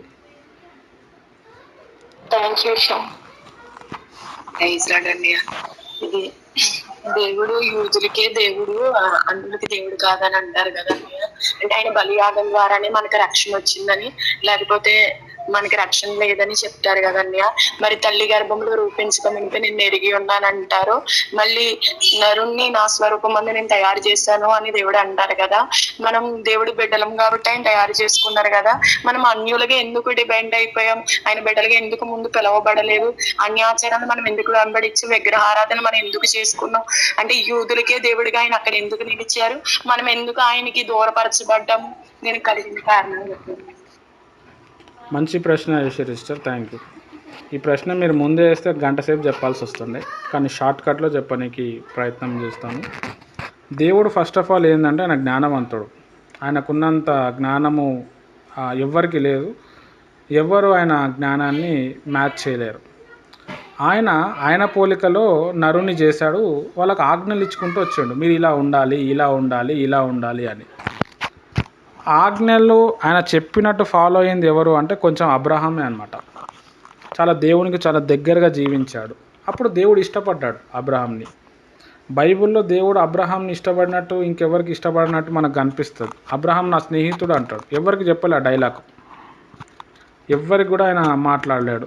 దావీదేమో నా హృదయానుసారుడు అన్నాడు, మోషే ఏమో నా ఇల్లంతటిలో నమ్మకమైన వాడు అని చెప్పాడు. అయితే అబ్రహాము ఆ విధంగా దేవునితో కనెక్ట్ అవ్వటం వల్ల, దేవుని బాగా నమ్మటం వల్ల, దేవుడు విశ్వాసాన్ని నమ్మటం వల్ల ఆయన సంతానాన్ని కాపాడాలి, పరలోక రాజ్యం ఆయననే తీసుకుపోవాలని చెప్పి దేవుడు ఊహించుకున్నాడు, దేవుడు అనుకున్నాడు. అయితే ఈ 10 ఆజ్ఞలు తీసుకొని వచ్చిండు. అబ్రహాం నుంచే మోషే అనే మునిమన్నుడే ఏం చేసిండంటే 10 ఆజ్ఞలు తెచ్చిండు. ఈ 10 ఆజ్ఞలు తెచ్చిన తర్వాత మనోళ్ళు ఎవరు ఫాలో అవ్వలేదు, ఇజ్రాయెల్ ప్రజలు. మళ్ళీ అన్యుల లోకంలో అన్యుల లెక్కనే కలిసిపోయారు. అప్పుడు అన్యుళ్ళు కూడా వీళ్ళు నా మాట వింటలేరు కదా, నేను అన్యుల దగ్గరకు పోయి వాళ్ళకి దేవుడుగా ఉంటా అని చెప్పి దేవుడు మన తట్టు తిరిగిండు. దేవుడు మన తట్టు తిరిగి ఈ అబ్రహాం సంతానం లోపలికి వెళ్ళి నీ ద్వారా ప్రపంచం అన్నీ కూడా ఆశీర్వదింపబడుతుంది అని చెప్పి ఒక వాగ్దానం ఇచ్చి అబ్రహాం సంతానం లోపలికి వెళ్ళి యేసుప్రభు వచ్చేటట్టు చేసుకున్నాడు. ఇప్పుడు మరియా అనేట ఆమె అబ్రహాం సంతానం, యాకోబు అనే వ్యక్తి మరియా భర్త కూడా అబ్రహాం సంతానం. అబ్రహాం సంతానం గురించే ఉంటుంది మొత్తం బైబుల్. ఆయన సమాజం, దేవుడు ఆ సంతానాన్ని కాపాడుకుంటే ఎట్లా వచ్చాడు, స్టార్టింగ్లోకి వెళ్ళి మనం మొదలు పెడితే అబ్రహాము, నోహ మునిమన్వాడు అబ్రహాం వంశం అంతా ఎట్లా పోయింది, దేవుడు ఎట్లా ఆ వంశాన్ని ఎట్లా కాపాడుకుంటూ వచ్చిండు. ఇజ్రాయెల్ ప్రజల గురించి ఉంటుంది, రాజ్యం గురించి ఉంటుంది. కానీ అక్కడ మెయిన్ కాన్సెప్ట్ ఏంది, అబ్రహాం DNA అనమాట. అదంతా ముందు నుంచి దేవుని యొక్క విశ్వ ప్రణాళిక. అది ఇట్లా ఎందుకు వచ్చిందంటే మనము కొన్ని చెప్పలేము. తర్వాత మీరు ఏదైతే అన్నారో, తల్లి గర్భంలో మిమ్మల్ని రూపింపబడక మునిపే నువ్వు ఎరిగినా అని ఏదైతే అన్నాడో, అది ఇర్మియా ప్రవక్తకి దేవుడు చెప్పిన మాట. అది అట్లా ప్రతి వ్యక్తిని కూడా దేవుడు ఎన్నుకున్నాడు. తెస్సలోనికి రాసిన పత్రికలలో, తర్వాత కొరింథీయులకు రాసిన పత్రికలలో ఏమని ఉంటుందంటే, ఈ లోకం సృష్టింపబడక ముందే నేను మిమ్మల్ని నియమించుకున్నా అంటాడు. అంటే ఎవరిని పెళ్లి చేసుకోవాలా, మన లైఫ్ ఎట్లా ఉంటుంది అని చెప్పి ఆయన మొత్తం ఒక స్టోరీ రాసుకున్నాడు, ఒక కథ అంతా రాసుకున్నాడు. ఒక వ్యక్తి ఏదైనా స్టార్ట్ చేసే ముందర ఒక డాక్యుమెంట్ రాసుకుంటాడు, ఒక ఫైల్ రాసుకుంటాడు. గుడ్డిగా ఏది చేయరు. మనుషులే అంతా ఉన్నప్పుడు దేవుడు ఇంకా రాసుకుంటాడు. అయితే దేవుడు అనుకున్నట్టు ప్రజలు సెట్ అవ్వలేదు. ప్రజలు దేవుణ్ణి తిరస్కరించారు. కొంతమంది ఆయన మాట విన్నారు, దేవుడు వాళ్ళని లేపాడు. కొంతమంది ఆయన మాట వినలేదు, ఆయనని తొక్కేసిండు. అది దేవునిలో ఉన్న ఒక సైడు కోణం అన్నమాట. ఆయనలో ఏమంటారంటే రోషం గల దేవుడు, ఆయన రోషాన్ని చూపించాడు. ఆ రోషానికి ప్రజలు భయపడ్డారు, కానీ ఆయన దగ్గరికి రాలేడు. ఆయన ప్రేమమయుడని కూడా చూపిస్తున్నాడు, కానీ గమనించలేకపోయారు. ఇట్లా కాదని చెప్పి ఆయన ఏం చేసిందంటే మనిషి అవతారం ఎత్తుకొని, ఇక మీ కొరకు చనిపోతున్నాను, ఇదిగో నా ప్రేమ ఇట్లా అని చెప్పి వన్స్ ఫర్ ఆల్ అందరి కోసం ఆయన బలయ్యిండు. యూదుల కోసం కాదు, ఇజ్రాయెల్ ప్రజల కోసమే కాదు, అన్యులందరి కోసం బలయ్యిండు. ఇప్పుడు యూదులు కూడా రక్షణ పొందాలి అంటే వాళ్ళు మన లెక్కనే బాప్తిజం పొందాలి. నువ్వు యూదా కుటుంబంలో పుట్టినంత మాత్రం నువ్వు రక్షింపబడు. అందుకే యేసుప్రభు అంటాడు, ఎవడైనా పరలోక రాజ్యం రావాలి అని అంటే నేనే మార్గం అన్నాడు. నా ద్వారానే తప్ప ఎవడు రాలేడు అన్నాడు. అయితే ఆ యూదులను నమ్మకపోవడానికి కారణం కూడా దేవుడు కొంతమందికి వాళ్ళకి అట్లా మైండ్ ఆపేసిండు, బ్లాంక్ చేసేసిండు. అంటే మనకి దగ్గర అవ్వటానికి దేవుడు ఏం చేసిండంటే వాళ్ళని అందుకే ఆ దేవుని ప్రేమ అంత గొప్పదన్నమాట. అందుకే అది మనం ఫీల్ అవ్వాలన్నమాట. అది ఫీల్ మనం అయినప్పుడు లైఫ్లో మజా వస్తుంది. అరే నేను ఎంత అదృష్టవంతుని అని చెప్పి మనకి తెలుస్తుంది అన్నమాట. ఇది మెయిన్ ఇది దేవుని యొక్క సంపూర్ణ సంకల్పం. వాళ్ళని పక్కన పెట్టి ఆయన మన దగ్గరకు వచ్చిండు. ఇక మనం కూడా దోసేస్తే ఏముండదు. ముందే మనం అన్యుల ప్రజలు. ఇజ్రాయెల్ ప్రజలకి అంత నిబంధనలు ఇచ్చి అన్ని చేసినా వాళ్ళు వదిలేసారు. మన దగ్గరకు వచ్చాడు. మన దగ్గరకు వచ్చినప్పుడు ఆ నిబంధనలు అవన్నీ వదిలేసిండు. ఇంకా నువ్వు ఎన్ని పాపాలు చేసినా నాకు సంబంధం లేదు, కానీ నువ్వు నాకు కావాలా అంటున్నాడు. ఇవన్నీ వాక్యాలు కనిపిస్తాయి. ఇంకా లాస్ట్కి వచ్చేటప్పటికి ఇంకా ఆయన బలి అయిపోతాడు, చనిపోతాడు. ప్రతి మనిషి మరణాన్ని చూసి భయపడితే ఆయన చనిపోయి మరణాన్ని మింగేసి మరణాన్ని లేసేస్తాడు, మరణాన్ని వదిలేస్తాడు. అంటే మరణం కూడా నన్ను ఏం చేయలేదు, నేను మరణాన్ని దాటిపోయాను, నువ్వు నా దగ్గరికి రాబేట, నేను నిన్ను ప్రేమిస్తున్నాను, ఇదిగో నా ఆత్మను మీ మీద పంపిస్తున్నాను, నా ఆత్మ మీకు తోడే ఉంటాను. అంత దేవుడు అంత కాన్షియస్, ఒక్కొక్క వ్యక్తి మీద దేవుడు అంత కాన్షియస్ చూపిస్తాడు. ఇజ్రాయెల్ ప్రజల మీద ఎంత కాన్షియస్ చూపించాడు అంతకంటే 100 రెట్లు ఎక్కువ చూపించాడు మనకి. మనం అందుకే అదృష్టవంతులం. ఇప్పుడు బైబిల్లో ఉన్న సొలొమోను, దావీదు, తర్వాత ఎంత భక్తులు ఉన్నారో, ఇప్పుడు ఇజ్రాయెల్ ప్రజలకు కూడా మస్తు అహంకారం. మేమే పరలోకానికి పోతాం, వీఆర్ జ్యూస్, మేమంతా అది చేస్తాం ఇది చేస్తాం, మస్తు అహంకారం ఉంటుంది వాళ్ళకి. కానీ వాళ్ళకి యేసు రక్తం లేదు. మన టైంకి వచ్చేసరికి యేసు రక్తం ఉంది. మనమే అదృష్టవంతులం. మనం పరిశుద్ధం వాళ్ళకంటే కూడా, ఇజ్రాయెల్ ప్రజల కంటే కూడా. అప్పుడు వాళ్ళకి గొర్రె రక్తం ఉండే, మనకేమో పరమాత్ముని రక్తం ఉన్నది. కాబట్టి మనం అది ఫీల్ అవ్వాలి. అరే ఇంత గొప్ప దేవుడు దొరికిండు. అందుకే చర్చికి వెళ్ళాలి. ప్రభు బల్ల తీసుకునేటప్పుడు అందుకే మనం ఏడవాలి. మోకాల మీద ఉంది అందుకే ప్రార్థన చేయాలి. చేతులైతే అందుకే ప్రార్థన చేయాలి. దాని తర్వాత ప్రతిరోజు దేవునితో మనం అందుకే నాకు ఇంత గొప్ప దేవుడు దొరికిండు, ఇంకా నాకేం అవసరం. ఇప్పుడు అన్య ఆచారంలో మనం వెళ్తే మనమే అక్కడ పోవాలి, మనమే అక్కడ టెంకాయ కొట్టాలి, మనమే అక్కడ పూలు పెట్టాలి. ఇక్కడ ఏమీ లేదు. నువ్వు ఏడ మోకరిస్తే ఆయన దిగొస్తా అంటున్నాడు. నువ్వు జస్ట్ నేను పాపిని ప్రభు అని చెప్పి ఒప్పుకుంటే పరలోక రాజ్యమే ఇచ్చేస్తా, నిత్యం బతికే లోకంలో నేను తీసుకుపోతా అంటాడు. ఇంత ఫ్రీ ఫెసిలిటీ పెట్టినాడు అంటే ఎంత మనుషుల మీద ఎంత కాన్సన్ట్రేట్ చేసిండు, ఎంత ప్రేమిస్తున్నాడు. అందుకే పౌలు భక్తుడు అంటాడు, ఇంత గొప్ప రక్షణ నిర్లక్ష్యం చేస్తే ఎట్లా, అయ్యో సువార్త ప్రకటించకపోతే నాకు శ్రమ కదా అని ఆయన లోపల చాలా భారం. వాళ్ళ మదర్ ఏమో రోమను, వాళ్ళ ఫాదర్ ఏమో యూదుడు.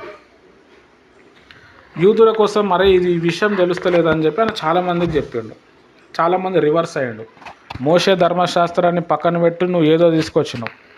అప్పుడు మోషే ఏం చెప్తాడు స్టార్టింగ్లో, నేను చెప్పింది వినకుండా ఎవడన్నా వేరే ధర్మశాస్త్రం తీసుకొస్తే రాళ్ళు తీసుకొని కొట్టి వాడిని చంపండి, వానికి పనిష్మెంట్ ఇవ్వండి. అందుకే యేసుప్రభుని చంపాల్సి వచ్చింది. వాళ్ళు యూదులే ఏం చేస్తారు అంటే ఆయన సిలువ వేయండి అన్నాడు. ఆయన దేవుడు అని చెప్పుకుంటున్నాడు, ఆయన రాజు అని చెప్పుకుంటున్నాడు. పిలాతు అడుగుతాడు, అవును నేను రాజునే, నువ్వు అన్నట్టే అంటాడు. అంటే దేవుడు వాళ్ళ మనసుని మార్చేసిండు. సరే నాకు ఈ పిలాతు ఏం చేసిండంటే యేసుప్రభులు ఏం పాపం కనబడతలేదు, యేసేని కాపాడాలా అని చెప్పి అక్కడ ఒక పండగ వస్తుంది. పండగ వచ్చినప్పుడు బరబ్బా అని చెప్పి ఒక మంచి క్రిమినల్ ఉంటాడు, మంచి పేరుగాంచిన క్రిమినల్. ఎవరో ఒక క్రిమినల్ని విడుదల చేయాలి. ప్రజలను యేసుప్రభుని నిలబెట్టి బరబ్బా నిలబెట్టి, మరి మీరు ఎవరిని రిలీజ్ చేయమంటే వాళ్ళని రిలీజ్ చేస్తా. బరబ్బా చాలామందిని సతాయించిండు, చాలామందిని ఏడిపించిండు. ఆ పండగ టైంలో నాకు ఆఫర్ వచ్చింది. యేసుప్రభు ఎవరిని చిడాయించలేదు, ఎవరిని ఏడిపలేదు, చచ్చిపోయిన శవాన్ని లేపి ఎంతోమందిని వెలిగించాడు. కానీ యేసుప్రభు అక్కడున్న ప్రజలు ఏం చేశారు, యేసుప్రభుని సిలువ వేయాలని కోరుకున్నారు, బరబ్బను రిలీజ్ చేయాలన్నాడు. అక్కడ కూడా దేవుడు వాళ్ళని మార్చిండు. దేవుణ్ణి చంపటం ఎవరి వల్ల కాదు. అంతకుముందు యేసయ్యను పట్టుకోవటానికి వస్తే సైనికులు కింద పడిపోతారు.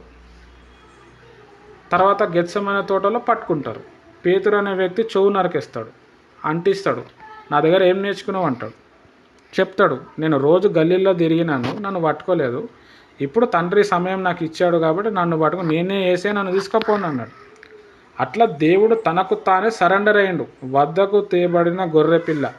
ఒక గొర్రెని మేకని మనం చూస్తే గొర్రె ఎప్పుడు కింద చూస్తుంది, మేక ఎప్పుడు పైన చూస్తుంది. మేకకి చాలా గర్వం ఉంటుంది, గొర్రెకు ఉండదు. గొర్రెని కట్కివాడు చంపేటప్పుడు గొర్రె ఏమీ కూడా డిస్టర్బ్ చేయదు. సరే నన్ను చంపుకో, ఇక నా జీవితం నీకు ఇస్తున్నా అని చెప్పి చేతులు ముడుచుకొని వెళ్ళిపోతుంది. అదే మేక వెళ్ళదు. సేమ్ అదే ప్రిన్సిపల్ ప్రకారము యేసయ్య వద్దకు తేబడిన గొర్రె వలె అన్నీ తెలిసినా కానీ ఆయన ఏమైపోయాడంటే సరెండర్ అయిపోయాడు. ప్రభా వీళ్ళు ఏం చేస్తారో వీళ్ళకి తెలియదు, వీళ్ళని క్షమించండి అన్నాడు. చూడండి, అంటే ఆయన ప్రేమలో ఆ బ్లడ్లో ఉన్నది ఆయన లోపల. ఉమ్మును సహిస్తాడు, ఆ ఉమ్ము ముఖం మీద అంటుకుంటుంది, ఎంత చిరాకు ఉంటుంది, బాడీలో బోన్స్ అన్నీ షేక్ అయిపోతాయి. దాదాపుగా 5200 గాయాలేమో ఉంటాయి మొత్తం యేసుప్రభు బాడీలో. అంటే దేవుడు ఒక మనిషిని ప్రేమించటానికి, అందుకే ఆయన శాశ్వత ప్రేమతో నేను మిమ్మల్ని ప్రేమిస్తున్నాను అని చెప్తే, ప్రేమిస్తున్నా అంటే అక్కడ కనబడాలి కదా, చూపించాడు ఆయన సిలువలో. ఆ కల్వరి సిలువలో ఆయన ప్రేమ చూపించాడు. అది మనము ఫీల్ అవ్వాలి. అరే నాకు ఇంత గొప్ప దేవుడు దొరికిన తర్వాత నాకు ఏ అన్యాచారం ఏంది, ఏ అక్క ఏంది, ఏ అన్న ఏంది, దేవుని కోసం నేను బ్రతుకుతా. ఇవన్నీ చరిత్రలు మనం చదివినప్పుడు, ఇట్లాంటి క్వశ్చన్ అవరు మనకి ఆ డౌట్స్ మనం క్లారిఫై అయినప్పుడు దేవుని మీద విపరీతమైన భక్తి పెరుగుతుంది, పిచ్చోళమైపోతాం మనం. అట్లా పౌలు భక్తుడు పిచ్చోడు అయిపోయాడు. ఆయన యెహోవా భక్తుడు, దర్శనంలో చూసిండు, ఒప్పుకున్నాడు, పిచ్చోడు అయిపోయి నైట్లో సరిగా తినక ఎక్కువగా ప్రార్థన చేస్తూ అందరి కోసం కన్నీరు గారుస్తూ సేవ చేసిండు.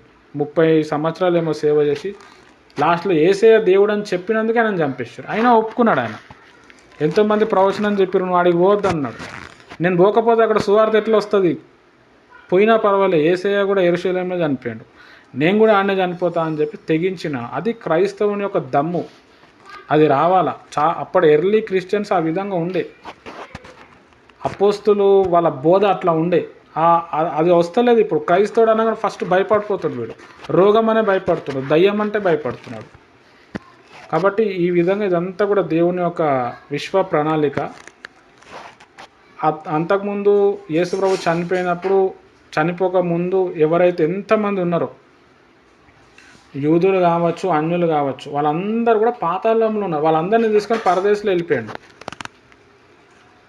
ఇప్పుడు మనల్ని తీసుకొని వెళ్ళిపోతారు. అది ఒక ఆయన విశ్వ ప్రణాళిక అన్నమాట. అంత దేవుడు అంత గొప్ప త్యాగం చేసిండు.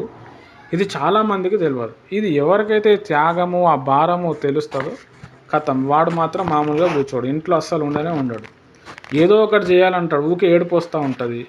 ఊకే అయ్యో ప్రజలు నాశనం అవుతారు కదా, అయ్యో ఈ సత్యం వీళ్ళకి తెలియపరచాలి కదా అని చెప్పి కూర్చున్నా నిలబడినా కానీ దాని మీదనే పోతాడు. ఇది చాలా ఇంపార్టెంట్ కాన్సెప్ట్. కాబట్టి యెహోవా దేవుడే యేసుగా భూమి మీదకి వచ్చిండు. ఆయన కొడుకును పంపించి కొడుకును హైలైట్ చేయడానికి కాదు, ఆయననే వచ్చిండు. నా ప్రేమ ఇట్లాంటిది చూపించడానికి వచ్చిండు, చూపించండు. అంత గొప్ప దేవుడు మనకు దొరికిండు కాబట్టి మనం ఆయనకి ఎంతైనా రుణస్థులుగా ఉన్నాము. ఆయన కొరకు మనం జీవించాలి. మంచిది, దేవుడి మాటలు దీవించను గాక. మీకు ఏమైనా క్వశ్చన్స్ ఉంటే నెక్స్ట్ సాటర్డే రోజు మీరు అడగండి, మధ్యాహ్నం 1 o'clock. Thank you. మనం ప్రేయర్ చేసుకుందాం. ఆ మాధవక్కకి మెసేజ్ చేయండి హ్యాపీ మ్యారేజ్ యానివర్సరీ అని చెప్పి. తర్వాత వైజాగ్ లక్ష్మక్క వాళ్ళ పాపకు కూడా, లేకపోతే వైజాగ్ లక్ష్మక్కకి హ్యాపీ మ్యారేజ్ యానివర్సరీ అని మెసేజ్ చేసినా నడుస్తుంది, ప్రేయర్ చేసినా నడుస్తుంది. మంచిది, మనం ప్రేయర్ చేసుకుందాం. స్తోత్రం తండ్రి, పరిశుద్ధమైన దేవా నీకు వందనాలు. ఈ వాక్యం నీళ్ళు కట్టి ఫలించునుగాక. ప్రభా, ఇంకా అనేక సత్యాలు మీరు మీ బిడ్డలతో నాతో మాట్లాడి మమ్మల్ని బలపరిచి ఆత్మపూర్ణులుగా చేసి నీ యొక్క సాక్షిగా మమ్మల్ని నిలబెట్టుకోమని యేసుక్రీస్తు నామంలో ప్రార్థిస్తున్నాను తండ్రి. ఆమెన్. ప్రభువైన యేసుక్రీస్తు కృప, తన యొక్క పరిశుద్ధాత్మ సహవాసం ముఖ్యంగా మీకు సదాకాలం తోడై నడిపించును కాక. ఆమెన్. నెక్స్ట్ టైం కూడా ఇట్లనే సండే రోజే ఈవినింగ్ పెడదాం. ఎందుకంటే సాటర్డే రోజు కొంతమంది మిస్ అవుతారు కదా. సాటర్డే మామూలుగా ప్రేయర్ చేసుకొని సండే రోజు ఈవినింగ్ మాత్రం ఈ డౌట్ సెషన్ మనం పెడదాం. రైట్. థ్యాంక్ యూ అందరికీ. Praise the lord. ఇది చెప్పిన మాటలన్నీ కూడా యూట్యూబ్లో లింక్లో ఉంటుంది.